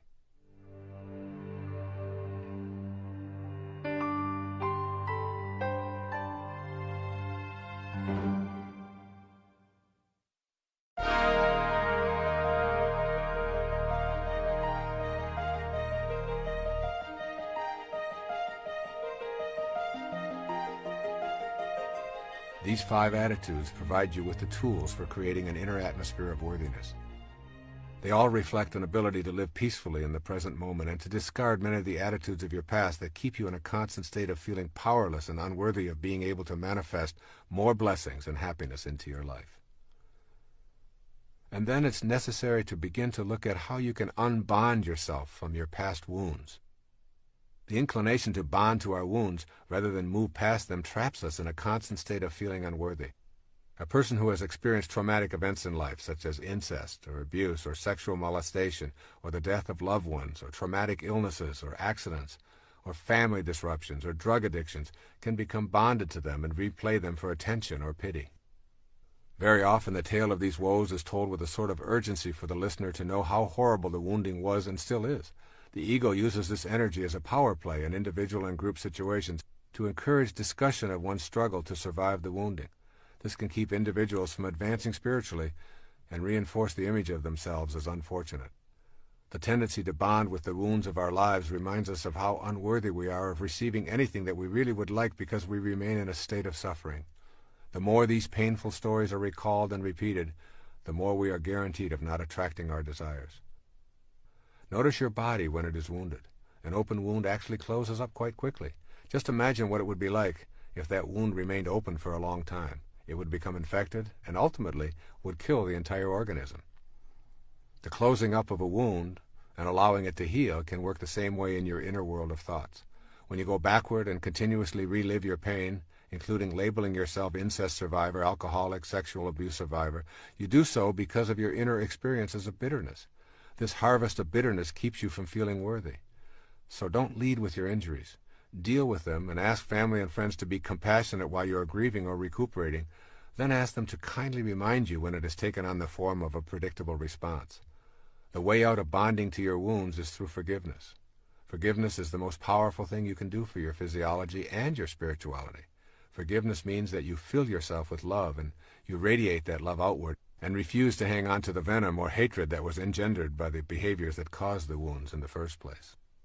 Forgiveness is a spiritual act of love for yourself, and it sends a message to everyone, including yourself, that you are an object of love, and that is what you are going to impart. Feeling worthy is essential to being able to attract to yourself what you desire. It is simply a matter of common sense. If you don't feel that you deserve something, why would the divine energy that is in all things send it your way? Let's look at a plan for adopting and honoring your worthiness to receive and attract from the divine source. The word inspiration literally means to be infused with spirit. In spirit, if you will. Practice doing what you love and loving what you do each day. This puts you in spirit and literally provides you with the enthusiasm for being a worthy recipient of God's grace. The word enthusiasm comes from the Greek root entheos, to be filled with God. Then make every effort to remove internal habits of pessimism, negativity, judgment, complaints, gossip, cynicism, resentment, and fault-finding from your vocabulary and your inner dialogue. Replace them with optimism, love, acceptance, kindness, and peace as your way of processing your world and the people in it. Then give yourself quiet time each day to erase feelings of unworthiness. And also read spiritual literature and poetry and listen to soothing classical music whenever possible. I have found that simply reading the poetry of Walt Whitman or Rabindranath Tagore or Rumi puts everything into a more sacred perspective for me. This beautiful poem from Khalil Gibran's The Prophet is an example of such literature. Pay particular attention to the words, "Your hearts know in silence the secrets of the days and nights," and "For the soul walks upon all paths." Here's Khalil Gibran on self-knowledge. And a man said, "Speak to us on self-knowledge." And he answered, saying, "Your hearts know in silence the secrets of the days and nights, but your ears thirst for the sound of your heart's knowledge. You would know in words that which you would have always known in thought. You would touch with your fingers the naked body of your dreams. And it is well you should. The hidden wellspring of your soul must needs rise and run murmuring to the sea, and the treasure of your infinite depths would be revealed to your eyes, but let there be no scales to weigh your unknown treasure, and seek not the depths of your knowledge with staff or sounding line, for self is a sea boundless and measureless. Say not, I have found the truth, but rather, I have found a truth. Say not, I have found the path of the soul. Say rather, I have met the soul walking upon my path. For the soul walks upon all paths. The soul walks not upon a line, neither does it grow like a reed. The soul unfolds itself like a lotus of countless petals. Allow yourself to be surrounded by things of beauty as much as possible. Each evening I leave my typewriter and I go out to the beach and I experience the magnificence of the sun setting over the Gulf of Mexico. To be a part of this sunset fills me with a sense of home beyond this planet and opens me up to the deeper nature within myself. I could never feel unworthy of the grace and munificence of the universe when I'm immersed in such beauty. Virtually any experience of beauty has a tendency to remove doubt about your own divinity and connection to the ultimate truth that is in everything and everyone. And then practice kindness toward yourself and others as frequently as possible. Give up your need to be right and to win in favor of being kind, and you will soon know the bliss of inner peace. Remember, your highest self only wants peace. When you are practicing kindness, peace shows up right on schedule. When you are at peace with yourself and your world, you know that you are a worthy recipient of all that comes your way. Make it your own special mission to be kind to others each day at least once, and to extend the same privilege to yourself as much as possible. Also, begin to process the universe as a friendly rather than an unfriendly place. Place all of your wounds from the earlier stages of your life into the category lessons for life. Remember, for every act of evil, there are a million acts of kindness. This universe runs on the energy of harmony and balance. Breathe in that energy and breathe out the ideas of your being life's victim. And finally, say it over and over until it registers. I am what I am, and I am worthy of the abundance that is the universe and all that is in it, including me. You are now on a path of knowing you are worthy of attracting and manifesting in your world. You are aware of your highest self. You trust in yourself and the divine wisdom that created you. You know that you are not separate from your environment and that the power to attract is within you. The next principle involves the energy of love and how important it is to know and experience it in all of your being before you begin applying the last three principles of manifestation. Our sixth principle for spiritual manifestation is called connecting to the divine source with unconditional love. There's a wonderful quote from Mirabai. It says this as she talks about herself. Mirabai knows that to find the divine one, the only indispensable is love. There is no greater power in heaven or on earth than pure unconditional love. This is the heart of the sixth principle of manifestation. The nature of the God force, that unseen intelligence in all things, which causes the material world and is the center of both the spiritual and physical plane, is best described as pure unconditional love. It is the glue that holds all things material in place and keeps them from collapsing into uncountable particles. This God force is the oversoul to which we are always connected because we are localized extensions of that force. You may feel infinitely worthy of attracting to yourself material and spiritual prosperity, but if you are not living the way of unconditional love, you are interfering with your ability to manifest in your life. In order to be divinely aligned with the universal infinite energy, you must become unconditional love. This energy of love really dissolves all limitations. When I speak of love emanating from your soul and from the divine consciousness of God, I speak of something that the lower self or the ego cannot grasp. I am not speaking about feeling good toward others, romantic love, showering everyone with affection, or touchy-feely behavior here. This unconditional love is an experience of the harmony of life. It is simply too deep and too profound for our ordinary selves to activate. The energy of unconditional love is the power behind creation. It guides all of our natural laws. This love can be imagined as a vibration that carries thought forms from one's mind into material expression. In its highest nature, love is the force that we recognize as the will of God. It is the alchemy that we embrace to make sense of how things are materialized from the world of spirit. I suggest you embark on an experiment in which you practice unconditional love for several days, perhaps even a week. Make this a private activity, but vow to yourself that you will allow only unconditional loving thoughts to emanate from your consciousness. Refuse to have judgmental or critical thoughts. In your quiet time, think only peace and love. In all of your relationships, think and act in only loving ways. Extend loving thoughts and energy wherever and whenever you encounter anyone or anything. Become unconditional love for this period of time. This practice of becoming unconditional love is a prerequisite to the manifesting process. By pouring love into your immediate environment and practicing gentleness in all of your thoughts, words, and actions, your immediate circle of friends will begin responding in a whole new way.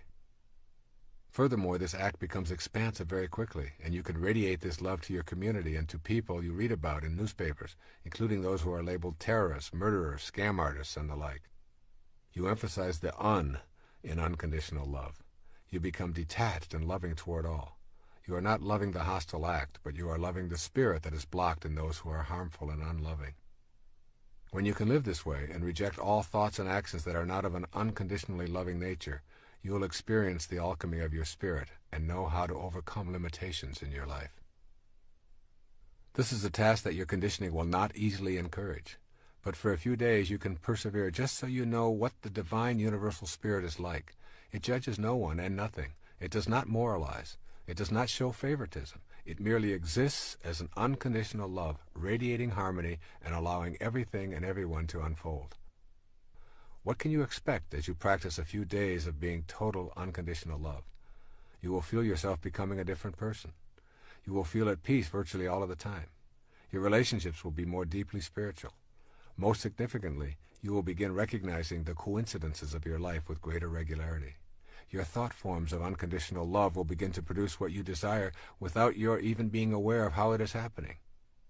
There's an oft-quoted passage in the New Testament that seems appropriate here. It's Corinthians 13 on love. And now I will show you the most excellent way. If I speak in the tongues of men and of angels but have not love, I am only a resounding gong or a clanging cymbal. If I have the gift of prophecy and can fathom all mysteries and all knowledge, and if I have a faith that can move mountains, but have not love, I am nothing. If I give all I possess to the poor and surrender my body to the flames, but have not love, I gain nothing.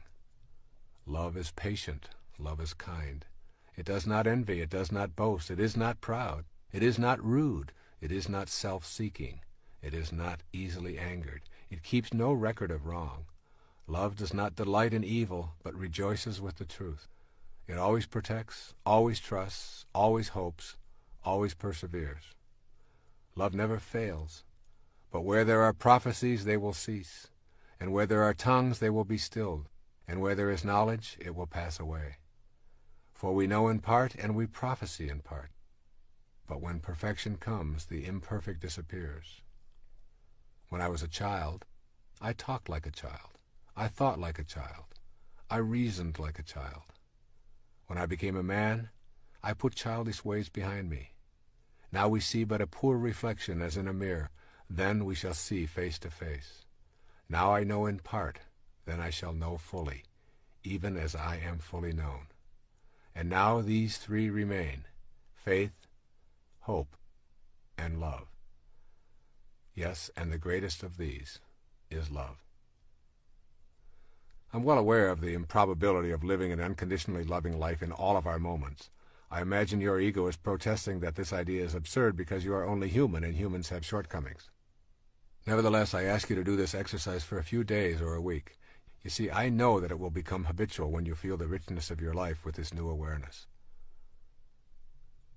There's something that is called the process of detached observation. One of the great meditation exercises that I learned many years ago involves imagining lifting yourself out of your body and floating into space so far that you are actually observing the entire planet.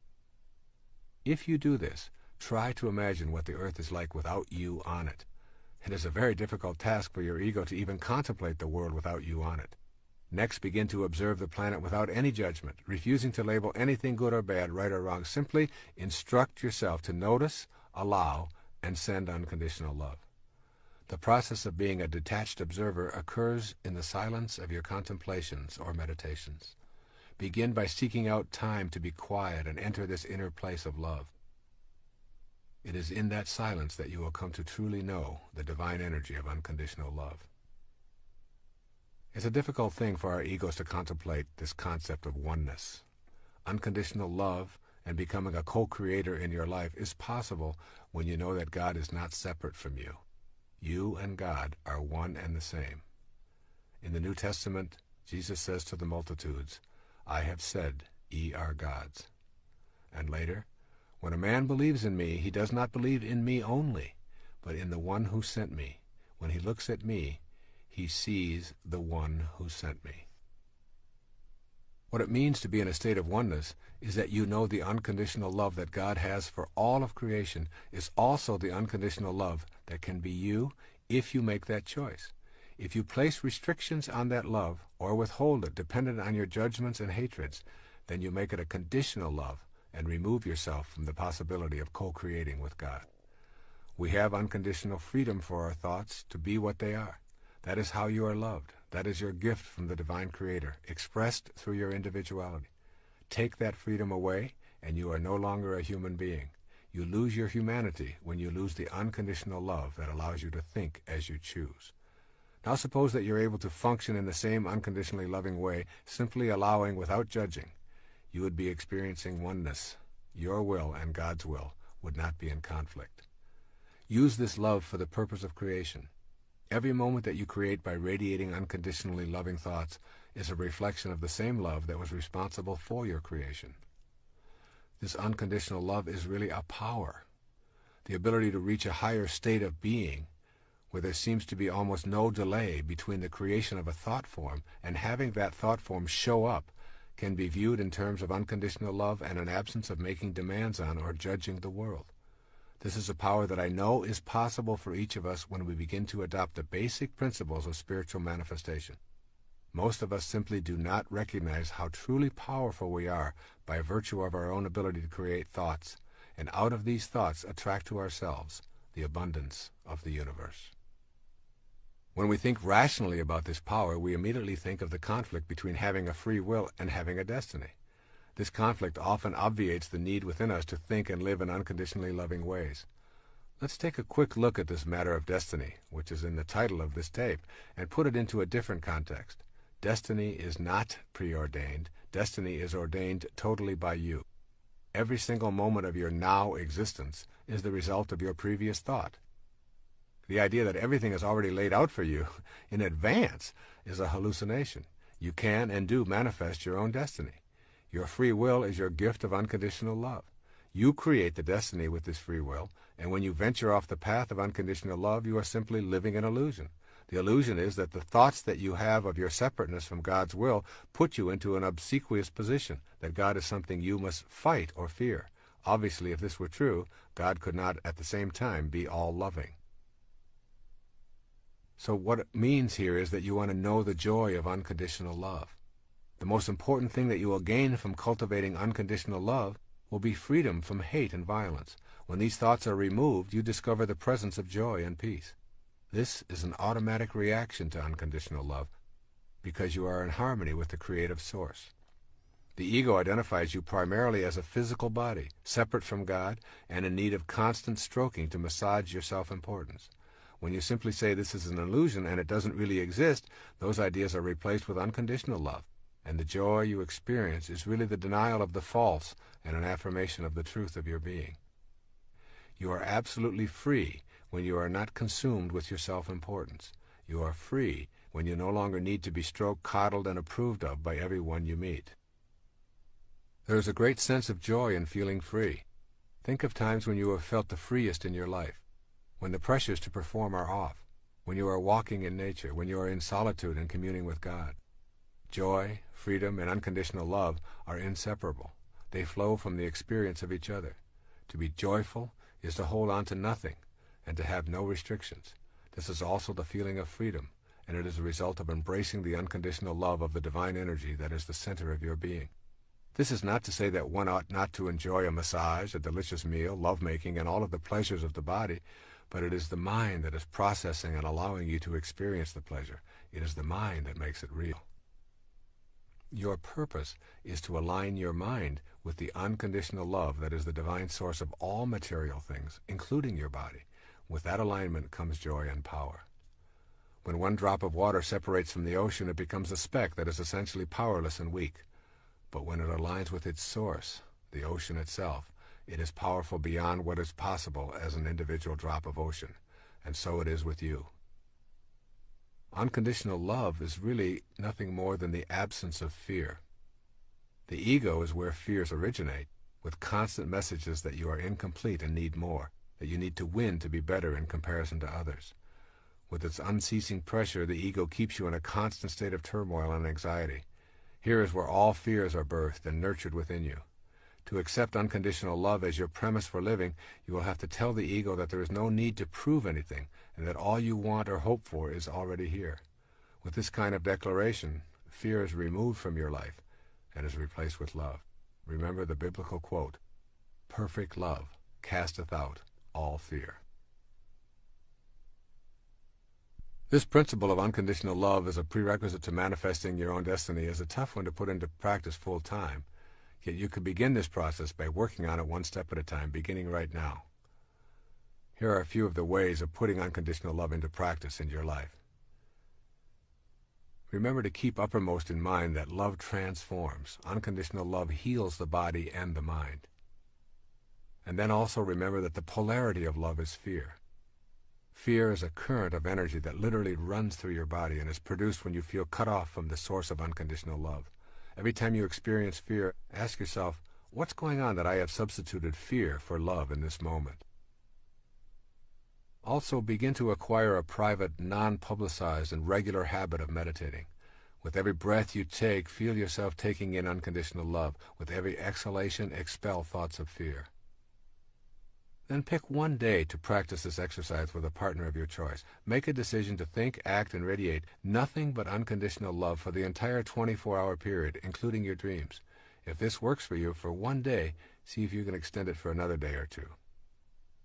Also, try making a decision to turn over your most difficult challenges in the area of unconditional love to God.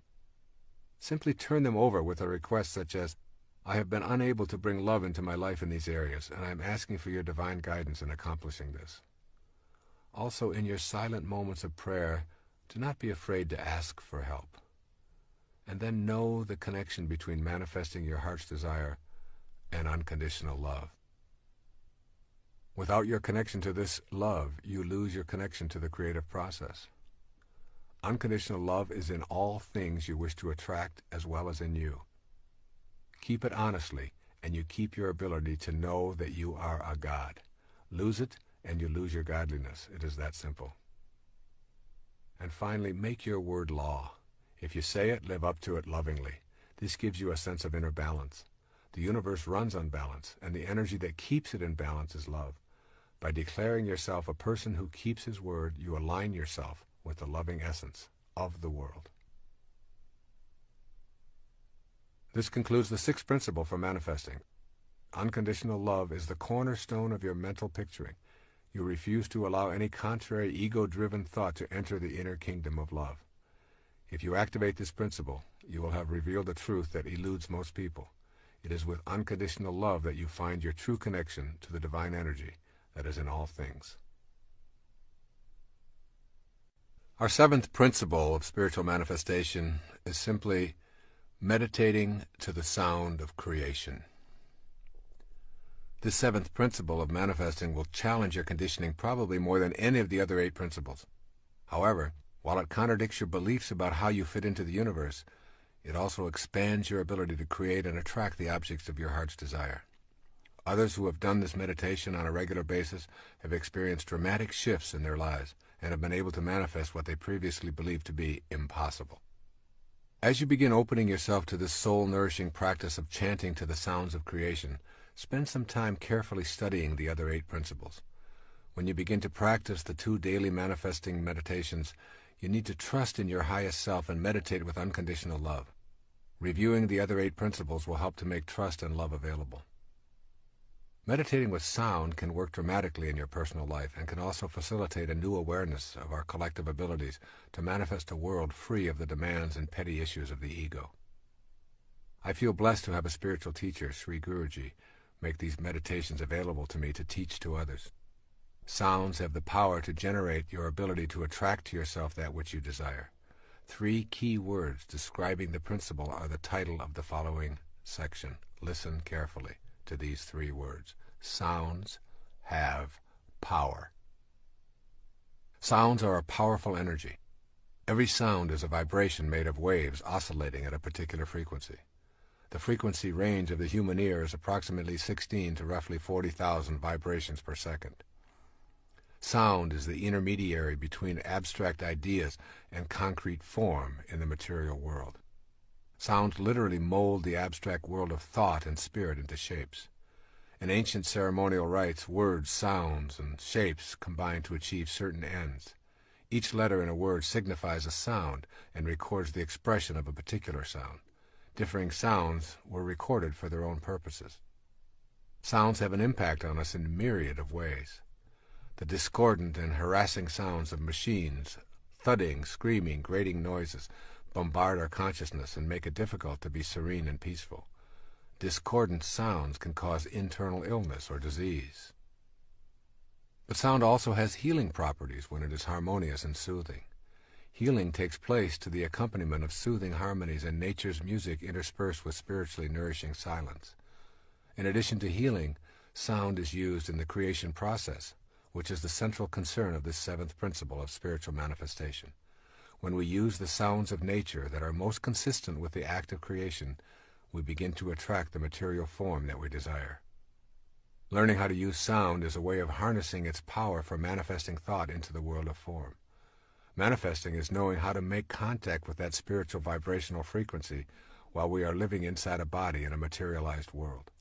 Pay attention to words and sounds because they can attract positive or negative influences into your life. Harmonious sounds are the ones that most contribute to a balanced and creative life. But before going into the actual use of meditation sounds, it is necessary to learn how to prepare yourself to use sounds in your daily meditation. You need to gain access to a method that will take you beyond the mind to a state of consciousness that transcends your thoughts. This higher state of consciousness beyond the mind is called Siddhi awareness. S-I-D-D-H-I. Siddhi awareness. Siddhi awareness, or Siddhi consciousness, is a perfect state of awareness in which there is a complete absence of doubt and no delay between the origination of a thought and its materialization into the world of form. It is an unlimited state of being in which creation occurs instantly without any time lag from thought to form. When we contemplate this state of grace, our minds challenge the idea and provide us with many reasons as to why it is impossible. Siddhi consciousness, however, has absolutely nothing to do with the mind. Let that sink in. Siddhi consciousness is beyond the mind. This state of graceful being has nothing to do with the mind, whose nature is a constant inner monologue. The mind frets continually about an unlimited number of desires that can never be adequately fulfilled. You can give your body great pleasures with booze and sex, give it fancy automobiles and delectable gourmet meals, body massages, and every other imaginable delight. The next morning, When it recovers, your mind has a new list of demands taped to your forehead, asking for more and more of what it can never get enough of. This is the nature of the mind, which is ruled by the ego. Your mind, then, is only a barrier to experiencing siddhi consciousness, wherein you are in a state of bliss and complete acceptance, and your desires are the same as your experience of life. Your mind blocks the vision of your highest awareness. Your highest self has its own language. When your body is stilled and totally in the present, thoughts disappear. Then you can start the exquisite process of meditating with sound. It is the magic of this sound meditation that I am going to explain in the seventh principle. This is a siddha technique to take you beyond the constraints of the ego and the mind to a place within yourself where you can change your vibrational frequency through the use of sounds of creation. There's a magic to the sound of creation. As you begin to incorporate these ideas of the power of sound into your consciousness, going beyond the darkness of your mind to the light of your highest self, think about these words that open the book of John in the New Testament. In the beginning was the Word, and the Word was with God, and the Word was God. The word God has the same sound that is in virtually all of the names for the original creator. All traditions describe a creator of the Word and humankind.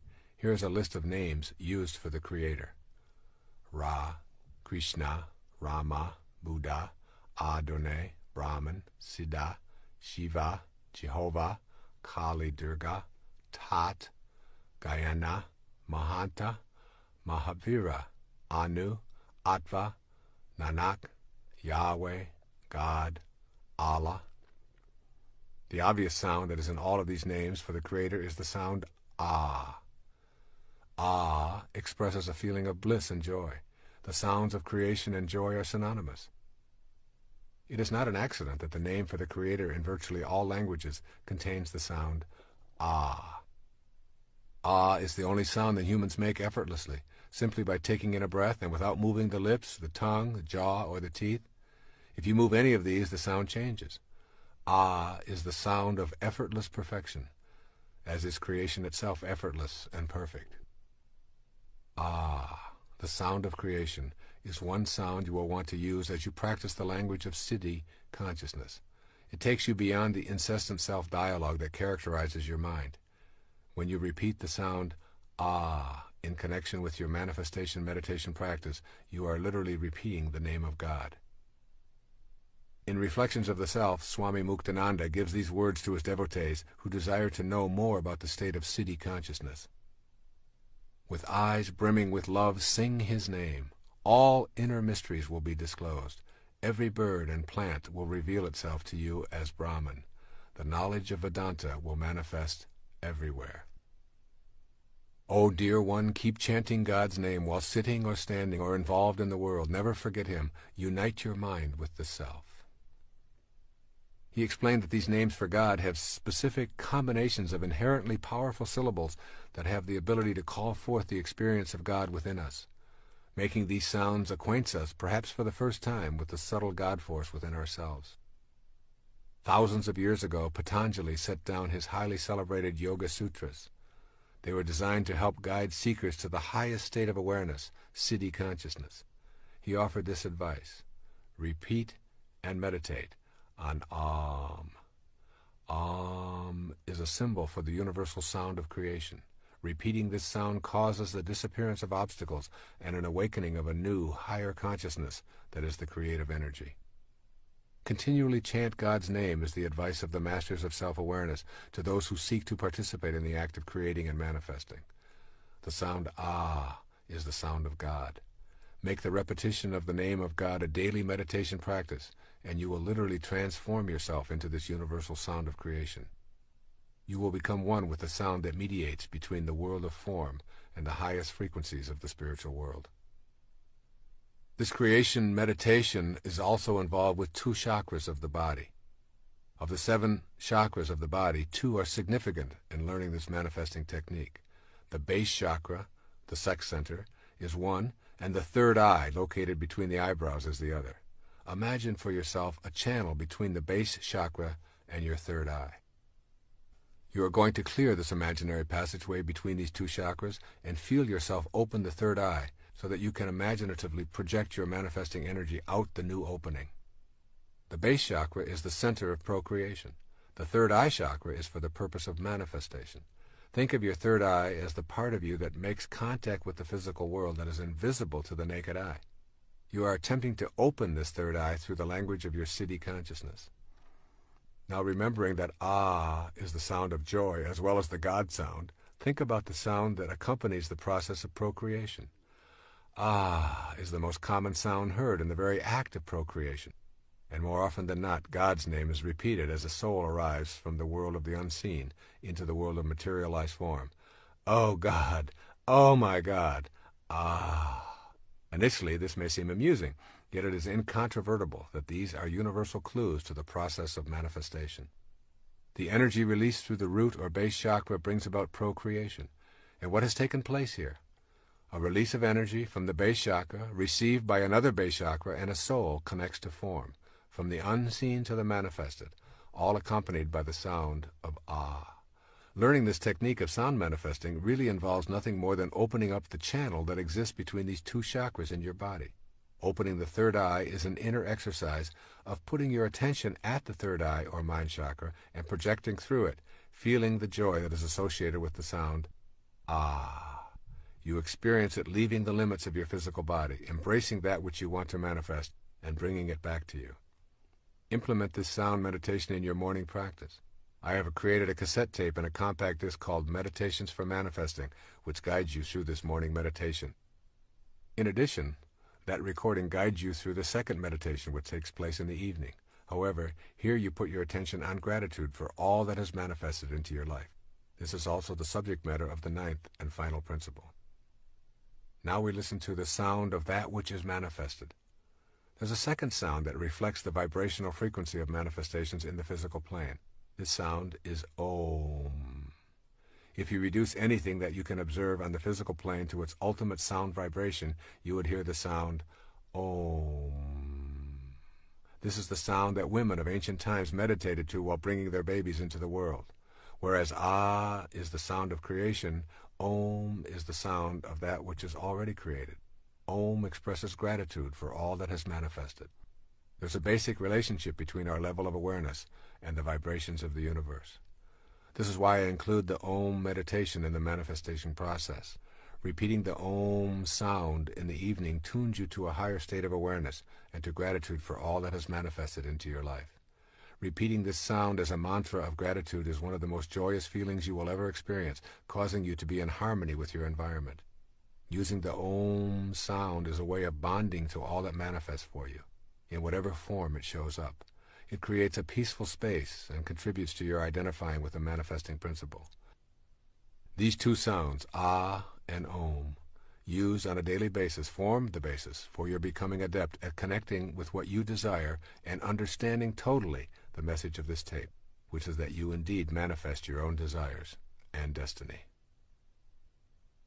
Now let's take a look at the practice of meditating for manifesting. Manifesting and meditating cannot be separated. They are like the crest and the trough of the wave, separate and distinct from each other, but always together. You cannot become adept at manifesting the desires of your heart if you are unwilling to devote time to the practice of meditation. Meditation is simply the act of being quiet with yourself and shutting down the constant monologue that fills the inner space of your being. That inner noise is a shield preventing you from knowing the highest self. Engaging in sound meditation is a useful way of accomplishing inner silence and removing the influences of the constant chatter that is largely produced by the ego. The best times for meditating using this manifesting technique of repetitive sounds are at sunrise and sunset. If you are unaccustomed to arising at or before sunrise, make an effort to establish this discipline for a trial period of 90 days. What you want to do is establish yourself as a disciplined person. Early morning, particularly prior to sunrise, is the best time of day to awaken. The silence allows you to feel close to God. You can feel the energy of healing and solutions in the silence. Use specific acts of personal courage to awaken during these hours, knowing that the time will provide you with far more rest than the remaining hours of your scheduled sleep. When the sun first begins to show itself in the morning, its energy breaking out of the darkness is most intense. This is the ideal time to begin your manifesting meditation.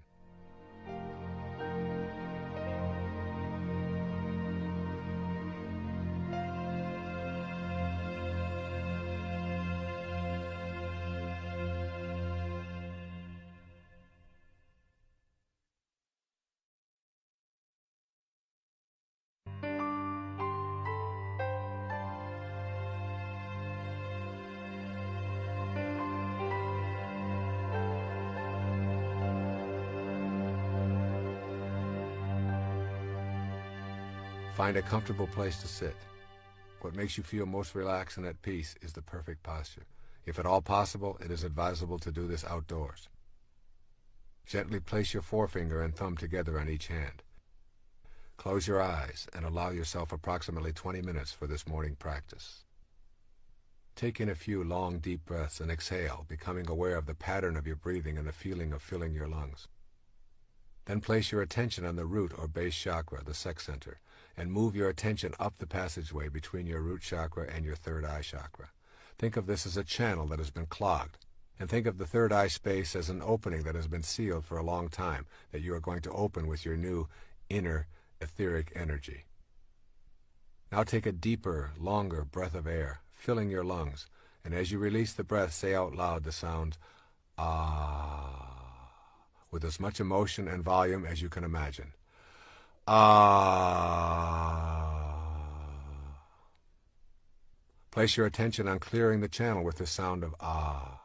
While you are doing the ah meditation, add to your mental picture what it is that you would like to be able to create or manifest without being at all attached to how it will surface in your life.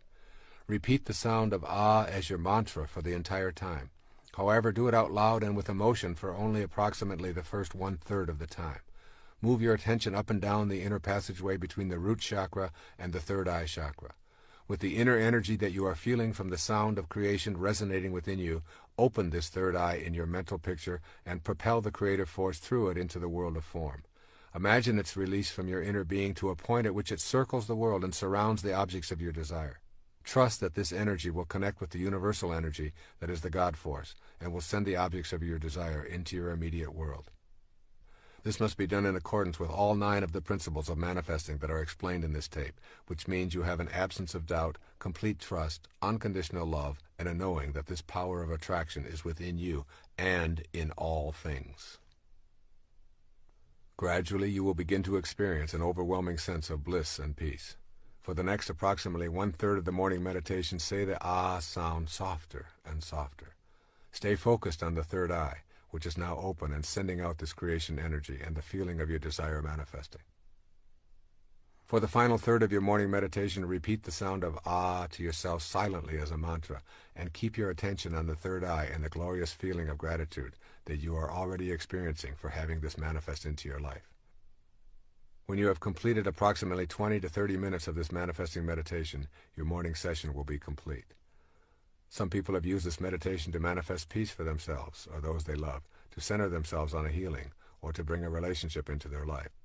Others have used it for such matters as selling a house, getting a promotion, overcoming an addiction, attracting money, or whatever. The possibilities are unlimited. What you are doing when you do this morning ah meditation is resonating with the words, "In the beginning was the Word, and the Word was God." The act of manifesting is the beginning of something being created in your life. The evening meditation is best practiced at sunset if possible. Once again, as the sun sinks below the horizon, there is a corona-like expression of energy that is greatest just as the sun leaves the horizon and for a few moments immediately after. Now you practice the sound of Om, which is the meditation of gratitude. The practice is identical to the morning meditation with the exception that now you are not asking to manifest anything. Instead, at the end of your daylight or as you retire, you are simply saying thank you to the universal intelligence that we call God for all that has manifested in your life. Take in deep breaths just as you did in the morning. Clear the channel between your base chakra and your third eye chakra and mentally picture all that you have received and project that energy out forcefully through the opening of the third eye. You are expelling into the universe beyond your immediate body an energy of gratitude. The sound of Om is said aloud for the first third of your meditation, then gradually, more quietly, and ultimately silently, always focusing grateful attention on the third eye and feeling that energy going back to the universal source of energy that we call God. The final part of this meditation is the last sound you hear before you go to sleep each night. The very first sound you hear in the morning is generally one of ah. It is the sound that you make when you yawn or stretch. However, the final sound you hear within yourself before going to sleep can be a combination of these two sounds, of ah and Om. I defined enlightenment earlier as the ability to be immersed in and surrounded by peace. It is not an accident that the sounds ah and Om, when combined, translate to the word that means peace or enlightenment. Shalom. Shalom. By saying these two sounds to yourself as you drift off to sleep, you are becoming at one with all that is peaceful and all that provides for us. It is also not an accident that the primary sound of spiritual joy is the sound of Ah in Alleluia. And it is also a sound in the last word of every prayer, Amen.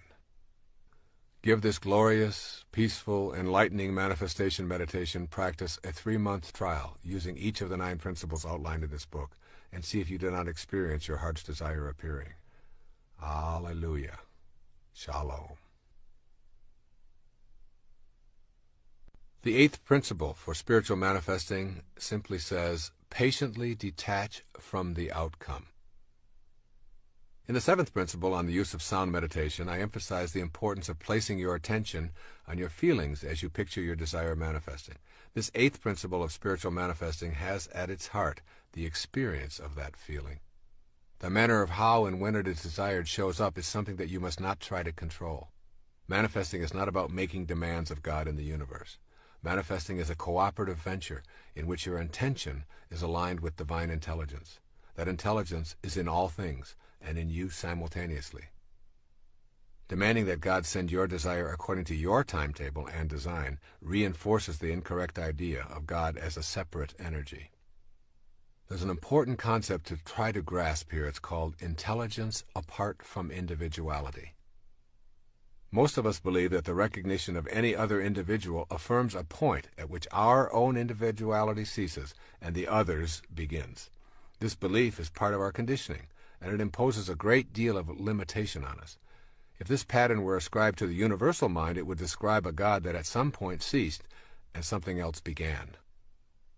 To be universal and to recognize anything as being outside itself would be to deny its very being.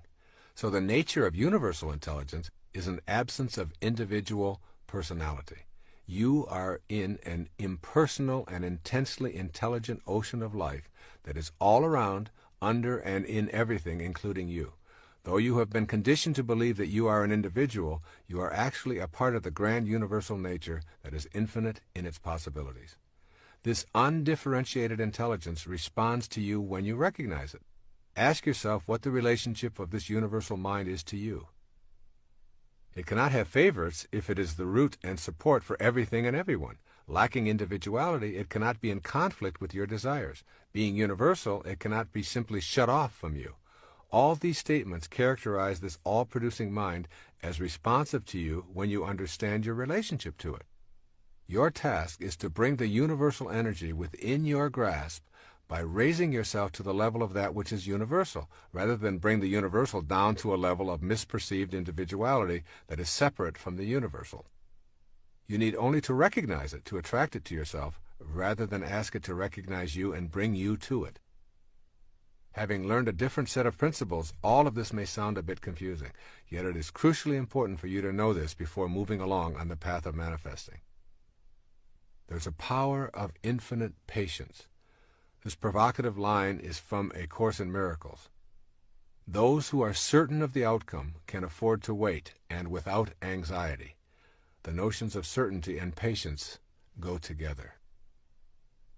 When you trust and know that you are connected to that universal all-providing intelligence, then you simply place no time constraints on your manifestation. Your knowing and your infinite patience put you at ease. Your inner sense is that what you want to manifest is already here, and your inner attention is on the feeling of well-being that you are already blessed with what you seek. The inner bliss is a function of the power of your infinite patience. When you are certain about the outcome and unconcerned with the how and when, you have cultivated the power of infinite patience, and simultaneously you have detached yourself from the outcome. When this detachment takes place, you are able to go about your daily business of raising your children, doing your work or training, meditating and communing with God, and just patiently observing. Infinite patience is a sign of trust, and it calls upon infinite love to produce results in your life. When you let go of impatience, you are aligned with the God force, and the anxiety that tells you what is lacking and missing in your life is gone. You will know that God has been patient with you no matter how long it took you to come around, regardless of how far you may have wandered, and no matter how much you may have refused to listen. Infinite patience produces almost immediate results in your life. You become free when you relax your insistence to have it now. As an infinitely patient person, you know that you are already where you want to be, and there are no accidents, and that all that appears to be missing is nothing more than an illusion perpetrated by your ego. With this awareness, impatience leaves, and you stop looking for results of your manifesting meditation. Your patience allows you to remain in silent appreciation of all that is manifested in your life. This practice of patient detachment from outcome is a foreign concept to us. We have been taught that goals, success symbols, and the accumulation of merit badges are the ways to feel important. What follows is a guide for living with the seeming paradox of attempting to manifest something into your life and at the same time not being attached to when and how it shows up. So here's a step-by-step plan for putting patient detachment into your manifesting practice. First, understand the essence of what you desire. What you desire is not necessarily in the realm of things. If you want to manifest money, for example, notice if your attention is centered on the dollars or on the experience and feeling of financial security. The experience is the essence of your desire. By putting your attention on inner feelings, you shift from being gratified by externals. The essence of your desire is a feeling of well-being and joy and an alignment with the universal spirit. You may feel that you truly want to manifest more income and a promotion. Detach yourself from the in-the-world promotion and increase in pay. Put your manifesting energy on the essence. You're wanting to feel more secure and less stress. You will probably begin to see things arriving in your life that reduce your anxiety. They may seem to have very little to do with what you originally thought you wanted. And then secondly, banish doubt and enter into the realm of certainty. When you've removed doubt about your ability to manifest, it will be easy to detach yourself from the outcomes and all of the details. Your trust in yourself and in the divine energy of the universe is all you will need. Then third, leave your expectations and go about your business. Maintain your work and play regime with a new sense of peace originating in your inner knowing about what is manifesting for you. Remain completely detached from the inclination to measure and calculate what is and is not showing up for you. And then fourth, in this step-by-step plan, maintain privacy about your desires. Sharing your manifestation efforts decreases the energy and deflects the energy into the ego's need to gain approval. Then fifth, be aware of the cues that your desires are manifesting. Keep in mind that the way things will show up in your life is not necessarily related to what your rational brain expects. Things may begin popping up into your life that were never there before and which may surprise you as you notice them more and more frequently. These synchronistic events and happenings are the result of beginning to live in a heightened state of awareness. Pay close attention to the cues as they surface and gently tell yourself, it's working, I can see the results. And then sixth, act immediately on the cues that arrive by acknowledging them. When you acknowledge the early signs of arrival of what you wish to manifest, you are giving your inner energy a positive charge and recognizing the divine universal intelligence. This recognition is essential to the continuation of this manifesting process. And seventh, don't think of your manifestation as a special favor. To see manifestation as a favor is to begin the process of bargaining with God and believing in your separateness from all other living things. Your desires manifest because you are in perfect alignment with your source of creation and because you are not placing any limitations on what can come into your life. And then eighth, view any and all obstacles as lessons, not indications of failure. Keep in mind that you are practicing patience and detachment from outcome. Everything that shows up in your life is supposed to. This includes the falls in your life. They provide you with the energy to propel yourself to a higher state of awareness.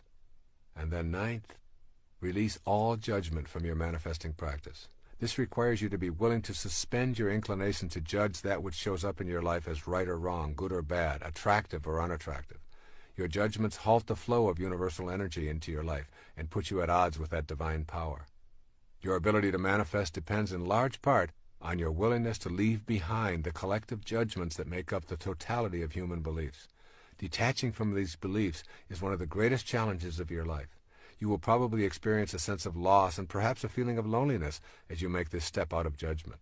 The reward is that you will begin to expand your own perceptions and accept what others believe are their perceptions.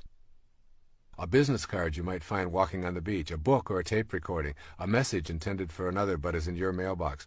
All these can be cues. Send away all judgments about how anything arrives in your life and refuse to assume the collective judgments that permeate the beliefs of most of the people you encounter.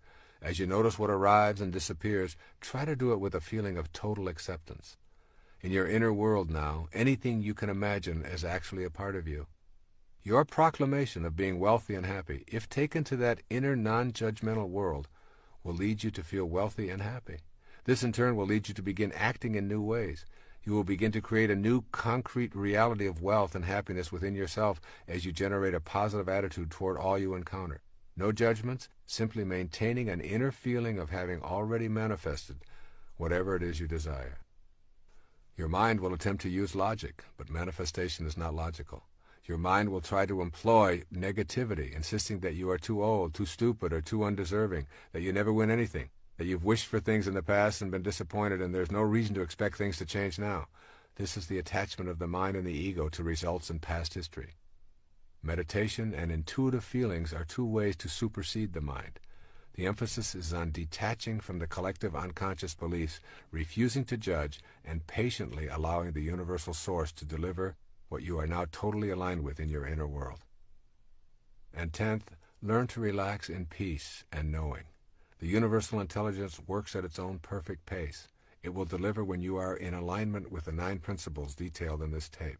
The delivery is guaranteed by the absence of doubt that you cultivate and total trust in the presence of this energy in all things, including that which you are going to attract into your life.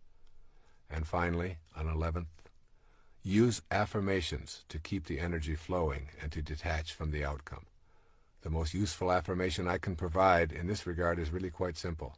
I am infinite and universal, and I trust in the divine power of the universe, which is also within me. This then concludes the 8th principle for spiritual manifestation. This 8th principle revolves around transcending your mind and the collective mind that has been with you since your conception. It asks you to be patient when your mind will demand results. Once you perfect that infinite patience, you will demonstrate your trust in something other than your own limited body-mind, and you will peacefully allow your desires to manifest in their own good way, in their own good time. Our 9th and final principle of spiritual manifestation is called simply reacting to your manifestations with gratitude and generosity. The conscious expression of gratitude and generosity is the final principle in this miraculous process of spiritual manifestation. Experiencing an inner sense of gratitude and generosity is the result of being in harmony with all the other 8 principles discussed in this book.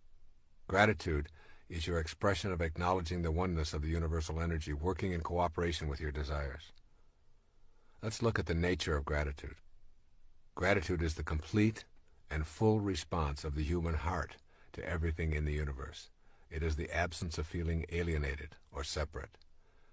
It represents our full acknowledgement and appreciation of the energy flowing through all things and brings gifts to us in the form of the fulfillment of our desires. Gratitude recognizes that nothing is to be taken for granted, and, most important, it is an expression of complete, unconditional love in the form of a thank you to the God Force that is in all things. It is a way of being one with the God Force in full inner serenity. It recognizes that the spirit within ourselves is the same as that which sustains all life on the planet. Gratitude then represents the whole of ourselves. When we feel grateful and give thanks, sending out this kind of loving energy to the world in the same fashion that we did when we were asking for our heart's desire to be manifested, we feel complete. Gratitude allows us to feel more connected to that for which we are grateful. Gratitude acknowledges that we are the recipients of the generosity of others, of life, and of the universal spirit. Gratitude contributes a loving response to the whole of creation and to your relationships with creation. That relationship illustrates for us how interconnected and interdependent everything is, including the manifestations in our lives. When we understand the nature of gratitude, we can more clearly identify those things within ourselves that are obstacles to practicing gratitude. Gratitude is an inner process. It is an attitude of thankfulness, even when things do not appear as we would prefer. Rumi once wrote, "Don't grieve for what doesn't come. Some things that don't happen keep disasters from happening." Gratitude is a way of experiencing the world with love rather than judgment. The three most common obstacles to an attitude of gratitude originate in your mental processes. The first is simply called fault-finding. You always have the choice to be love-finding or fault-finding. The fault-finder focuses on what is wrong and what is missing. That focus shows up as criticism, judgment, and anger. The feeling is of being against the manifestations that appear in the world rather than being for what one receives. As we think, so shall we be. If you are using your mind to think about what is wrong and what is lacking, this is precisely what will manifest for you. Finding fault, rather than being grateful and being a love finder, guarantees that you will not be able to participate in the co-creation of your life and the fulfillment of your desires. A second obstacle to an attitude of gratitude is called simply complaining. The complainer always feels short-changed and deprived and consequently becomes envious and bitter toward those who seem to have been blessed with what is missing in his or her own life. The inner experience of complaining leads to being angry at the universal source that seems to have denied you the benefit of its infinite supply. Complaining is an expression of the absence of love in your inner world. When you feel love, there's no room for being upset with God for not delivering your ego's demands. And the third obstacle to an attitude of gratitude is taking what you have for granted. Taking things and people in your life for granted drains you of the joy that you could be experiencing. Taking things for granted means going through life unaware of the multitude of gifts that are here in each and every moment.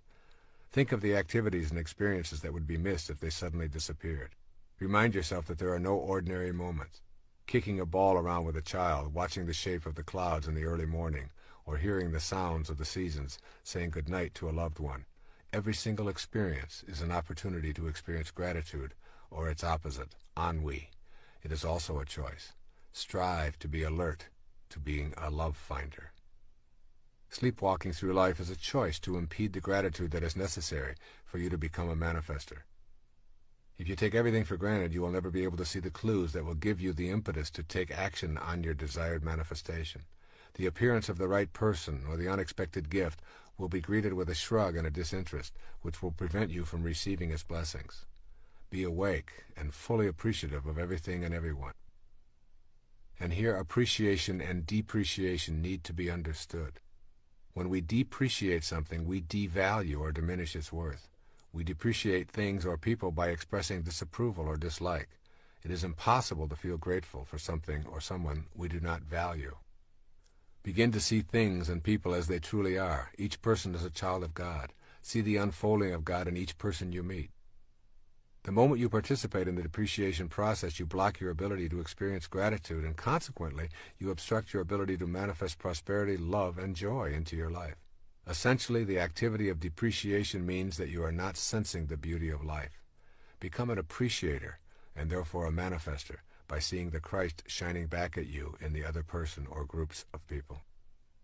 Cultivating an attitude of gratitude is something we all want to work on in this manifesting process. Make the shift to being grateful for all that you are and all that you have, and you will facilitate your ability to manifest into your life the essence of all that you desire. Develop an awareness of yourself as a recipient rather than as a victim. Virtually everything you possess in your life is because of the efforts of others. Your furniture, automobile, home, clothes, gardens, yes, even your own body are all in some way gifts from others. Without the efforts of thousands and thousands of people all working in harmony, you would have nothing showing up in your life. Just remind yourself of this fact each day, and gratitude will begin replacing cynicism. Also, practice a silent expression of gratitude when you start to see your desires manifesting from the universal source. Thank you, God. I see you working in my life, and I acknowledge with love my appreciation for all that you bring to me. Also, become a person who is willing to tell those around you how much you appreciate them. Make a concerted effort to say aloud how much you love your family members without making it a phony ritual. The more you are willing to express gratitude, the more you are cultivating an experience of unconditional love, which, as you know, is the secret to manifesting. Be thankful and avoid complaining as much as possible. Catch yourself as you are about to find fault with someone or some condition. Then, instead, find something to say that reflects a willingness to be a love finder. Give yourself a specific period of time to practice avoiding complaining and fault-finding, perhaps 30 days. You will experience the emptying of rancor and complaints from your inner self and the opening to love, appreciation, and gratitude. Begin each and every day with an expression of gratitude and thanksgiving. Every morning when you awake, you have been given the gift of a sunrise and 24 hours to live. Take in a deep breath and be grateful for this exhilarating experience of breathing in life and love. End your day with an expression of love and a repetition of the word for peace, Shalom. Be aware of the need to be grateful for the suffering and struggles that are part of the fabric of your life. Sometimes it's easy to simply be angry at your suffering rather than to know that it is the catalyst for your searching and awakening. And also remember, it is the nature of thought to increase. The more your thoughts are centered on what is missing, the more deficient you feel and the more complaints you will utter. Similarly, the more you practice gratitude, the more you are thankful and appreciative of all that life provides, and the more you feed your experience of abundance and love. And now a look at generosity and service, the final steps in manifesting. The natural extension of being grateful is the development of a generous heart. Perfect generosity is a willingness to give of yourself and all that you have manifested without any expectation of a return. Manifesting is about connecting to the universal spirit which is infinite and abundant in supply. Manifesting is not about seeing neediness in yourself, but is rather about feeling complete with that radiant abundance. It is concerned with unconditional love and attracting that abundant love to your individual life. When you feel the presence of that abundance, your feeling of gratitude will push you in the direction of generosity. It is in the expression of your generosity that you will feel most connected to the unconditional love of the universal spirit. The more you feel a desire to share what you receive unconditionally, the more you will experience it flowing into your life. Generosity and self-liberation go together. Generosity is helpful for your own liberation in that it teaches you about the inner quality of letting go. Letting go and releasing your attachments are the most freeing things you can do to liberate yourself from the ego. A need to hang on to things and money you receive arises out of an inner sense of incompleteness. Practicing generosity aligns you with your sense of completeness and love. Generosity extends to more than simply sharing your material possessions. Generosity includes offering kindness, care, love, and nurturing. Furthermore, the spirit of generosity can and does ultimately relate to how we treat ourselves. If you have a generous heart that has no qualms about giving, you will treat yourself lovingly and will nurture yourself without feeling any sense of guilt. Thus, giving and receiving are really the way the universe works. Every single time that you take in a breath and then exhale, you are engaged in a process of giving and receiving that is vital to the material and spiritual world. With each inhalation, you take in the oxygen and nitrogen you must have to exist. And with each exhalation, you send back the carbon dioxide that supplies the entire plant world. The cycle of generous giving and receiving is exactly the same as the very act of breathing. Look around you and notice how everything in our universe is a result of giving and receiving. The entire food chain represents a giving of life and a taking of life, and then a giving back in an endless cycle of material manifestation. The process works in the same way on the spiritual level. You put out loving energy to connect to that which you desire, and it returns to you. It is a giving and receiving action. So therefore it's really important to cultivate an attitude of generosity. Put generosity into your manifestation practice to keep the natural flow of giving and receiving moving in your life. Recognize that this is a way of being that can be developed. You may have convinced yourself that giving is impossible because you have too little for yourself. If you're not generous when it's difficult, you will not be generous when it is easy. Generosity is a function of the heart, not the wallet. A generous heart is one that places no limitations on its ability to be generous with others and does not do it for reward or recognition. Think of the myriad of things that you do each day for others, including animals and the environment, as ways of practicing generosity. Talking to a lonely neighbor, feeding a stray cat, opening a door, anonymously paying the toll for the car behind you, vacuuming the carpet, or whatever may occur in the thousands of actions you undertake each day. Most important, remember that to give without expectation of an acknowledgement is truly the work of your higher self. Keep your generosity practices private. Then become aware of the internal resistances that arise within you when you have an impulse to give. Your fear of not having enough for yourself and your family, your doubts about whether others are truly needy, the fact that others won't appreciate it anyway, are impulses that you need to honor as valid. All of these inner doubts and fears should be examined without judgment. And then give yourself designated times and periods of time to practice being generous, particularly in offering service or in giving of your time. Sometimes I notice my young son out playing soccer by himself, wishing in his heart he had someone to play with. I remind myself to forget about the zillion things I have to do, my state of fatigue or whatever, and I designate the next several hours to simply sharing my time with him, something we both love. Practice being able to receive. Accept help when others offer it. Allow others to do for you without feeling embarrassed or without feeling that your independence is threatened. If you turn off the receiving side, you cut the natural flow of energy, just as if you turned off the giving side. Receiving is very much a component of the spiritual practice of manifestation, and you can work at allowing this into your life with gratitude and love.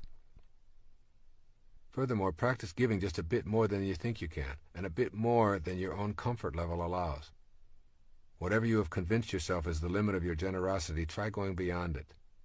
You also can practice a little bit more generosity with your own self than you are normally accustomed to.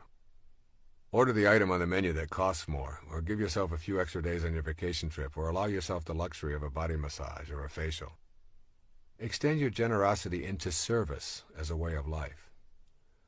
Our encounters and relationships are a central influence on ourselves and each other. Service is a word that is not commonly thought of as part of our ordinary relationships, yet service simply cannot be separated from relationships. When you cultivate an attitude of gratitude and generosity, you will find yourself wanting to be in the service of others. You will find it natural to extend that which you receive into the service of others as well. If you receive a great teaching, you will want to teach it to others. If you receive love, you will wish to extend that love unconditionally outward. Your relationships will automatically be felt as gifts for the service of others. When you contemplate the purpose of your life in the material plane, you will discover that the only thing you can do with your life is to give it away. You cannot lay claim to anything. It is all transitory. You will find your purpose and your strength when you see that you are in a relationship with all other living things, and that you are purposeful and peaceful when you serve in some capacity. It is out of this state of recognizing our fundamental interconnectedness that we realize we are all in a constant state of service to each other. It is this awareness that you want to keep uppermost in your mind as you generate this principle of spiritual manifesting.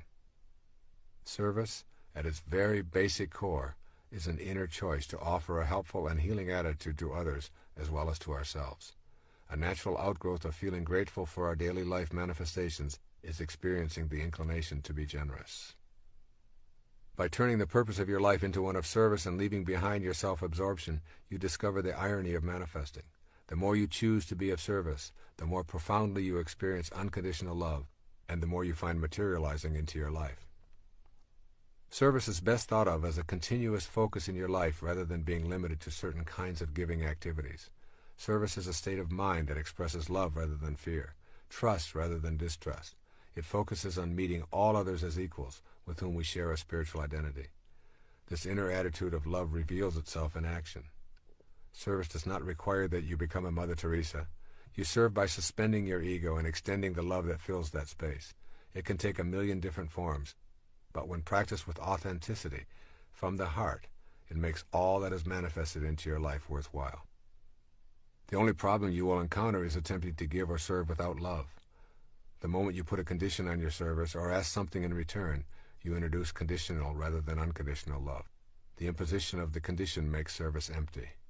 Service without love is obligation, and it carries guilt and anger and resentment along with it. Work at being in a state of unconditional love with your service efforts, and when love is not authentically present, acknowledge that as well.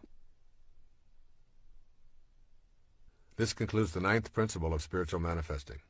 Be willing to take all that is attracted to you as a result of your practicing the manifesting principles. Be willing to turn right around and in a spirit of gratitude and generosity, devote yourself to an act of service. The more you practice in this light, the more you will see the objects of your desire coming to fruition regularly. I want to close this final principle with another observation by Rumi titled The Servant Who Loved His Prayers. It sums up all that I have said, not only here in this final principle on gratitude, generosity, and service, but in this entire program. Listen to the words carefully, and as you end this tape and go to work on your own spiritual manifestation program, recall this passage by Rumi, born in the year 1207 in the Persian Empire in what is now called Afghanistan. It will remind you of your role in all of this, a role that is limited only by the restrictions you place on your spiritual awareness. He titled this poem, The Servant Who Loved His Prayers. At dawn, a certain rich man wanted to go to the steam baths. He woke his servant, Sunquar. Ho, get moving, get the basin and the towels and the clay for washing, and let's go to the baths. Sunquar immediately collected what was needed, and they set out side by side along the road. As they passed the mosque, the call to prayer sounded. Sungkwar loved his 5 times prayer. "Please, Master, rest on this bench for a while that I might recite Surah 98, which begins, 'You who treat your slave with kindness.'" The Master sat on the bench outside while Sungkwar went in. When prayers were over and the priest and all the worshippers had left, still Sungkwar remained inside. The Master waited and waited. Finally he yelled into the mosque, "Sungkwar, why don't you come out?" "I can't. The clever one won't let me out. Have a little more patience. I hear you out there." 7 times the Master waited and then shouted. Sungkwar's reply was always the same. "Not yet. He won't let me come out yet. But there's no one in there but you. Everyone else has left. Who makes you sit still so long?" "The one who keeps me in here is the one who keeps you out there. The same who will not let you in will not let me out. The ocean will not allow its fish out of itself, nor does it let land animals in where the subtle and delicate fish move. The land creatures lumber along on the ground. No cleverness can change this. There's only one opener for the lock of these matters. Forget your figuring. Forget yourself. Listen to your friend. When you become totally obedient to that one, you'll be free. May you always swim in the ocean of abundance while manifesting your own divine destiny. Listen to your friend. I'd like to provide you with a summary of the 9 principles. I would like you to have all 9 principles in the same place so that you can refer to them often, as well as see how they comprise a step-by-step program for implementing a spiritual manifestation awareness for yourself. Each principle flows to the next, and if you apply them in this sequential manner, I can guarantee that you will begin to view yourself as an absolute miracle, an individual who is connected to the universal all-pervading spirit in such a firm manner that you know you are a co-creator of your own life and all that is attracted into it. The 9 principles. Number 1, becoming aware of your highest self. This awareness helps you to view yourself as more than merely a physical creation, which leads to the 2nd principle. Trusting yourself is trusting the wisdom that created you. This principle establishes you as one and the same with the universal God force, which leads you to the 3rd principle. You are not an organism in an environment. You are an environed organism. This principle establishes that there is no separation between you and anything else outside you in the material world, which leads to the 4th principle, that you can attract to yourself what you desire. This principle establishes your power to attract that which you are already connected to, which leads to the 5th principle, honoring your worthiness to receive. This principle affirms that you are worthy of all that is attracted to your life, which leads to the 6th, connecting to the divine source with unconditional love. This principle creates an awareness of the significance of accepting your manifestations with absolute love, which leads to the 7th principle, meditating to the sound of creation. This principle gives you the tools for vibrating yourself to the very sounds that are in the world of creation. These are the tools for attracting and manifesting, which leads to the 8th principle, to patiently detach from the outcome. This principle emphasizes the need for removing demands and becoming infinitely patient, which leads to the final principle, to react to all of your manifestations with gratitude and generosity. This principle teaches the value of taming the ego and being thankful and in service to others with your manifestations. In essence, all that is being said here is, manifestation means when you are participating in the act of spiritual manifestation, you are doing nothing more than manifesting another aspect of yourself, since you are connected to everything, and everything you wish for also shares that energy. God bless you. I send you love and all green lights.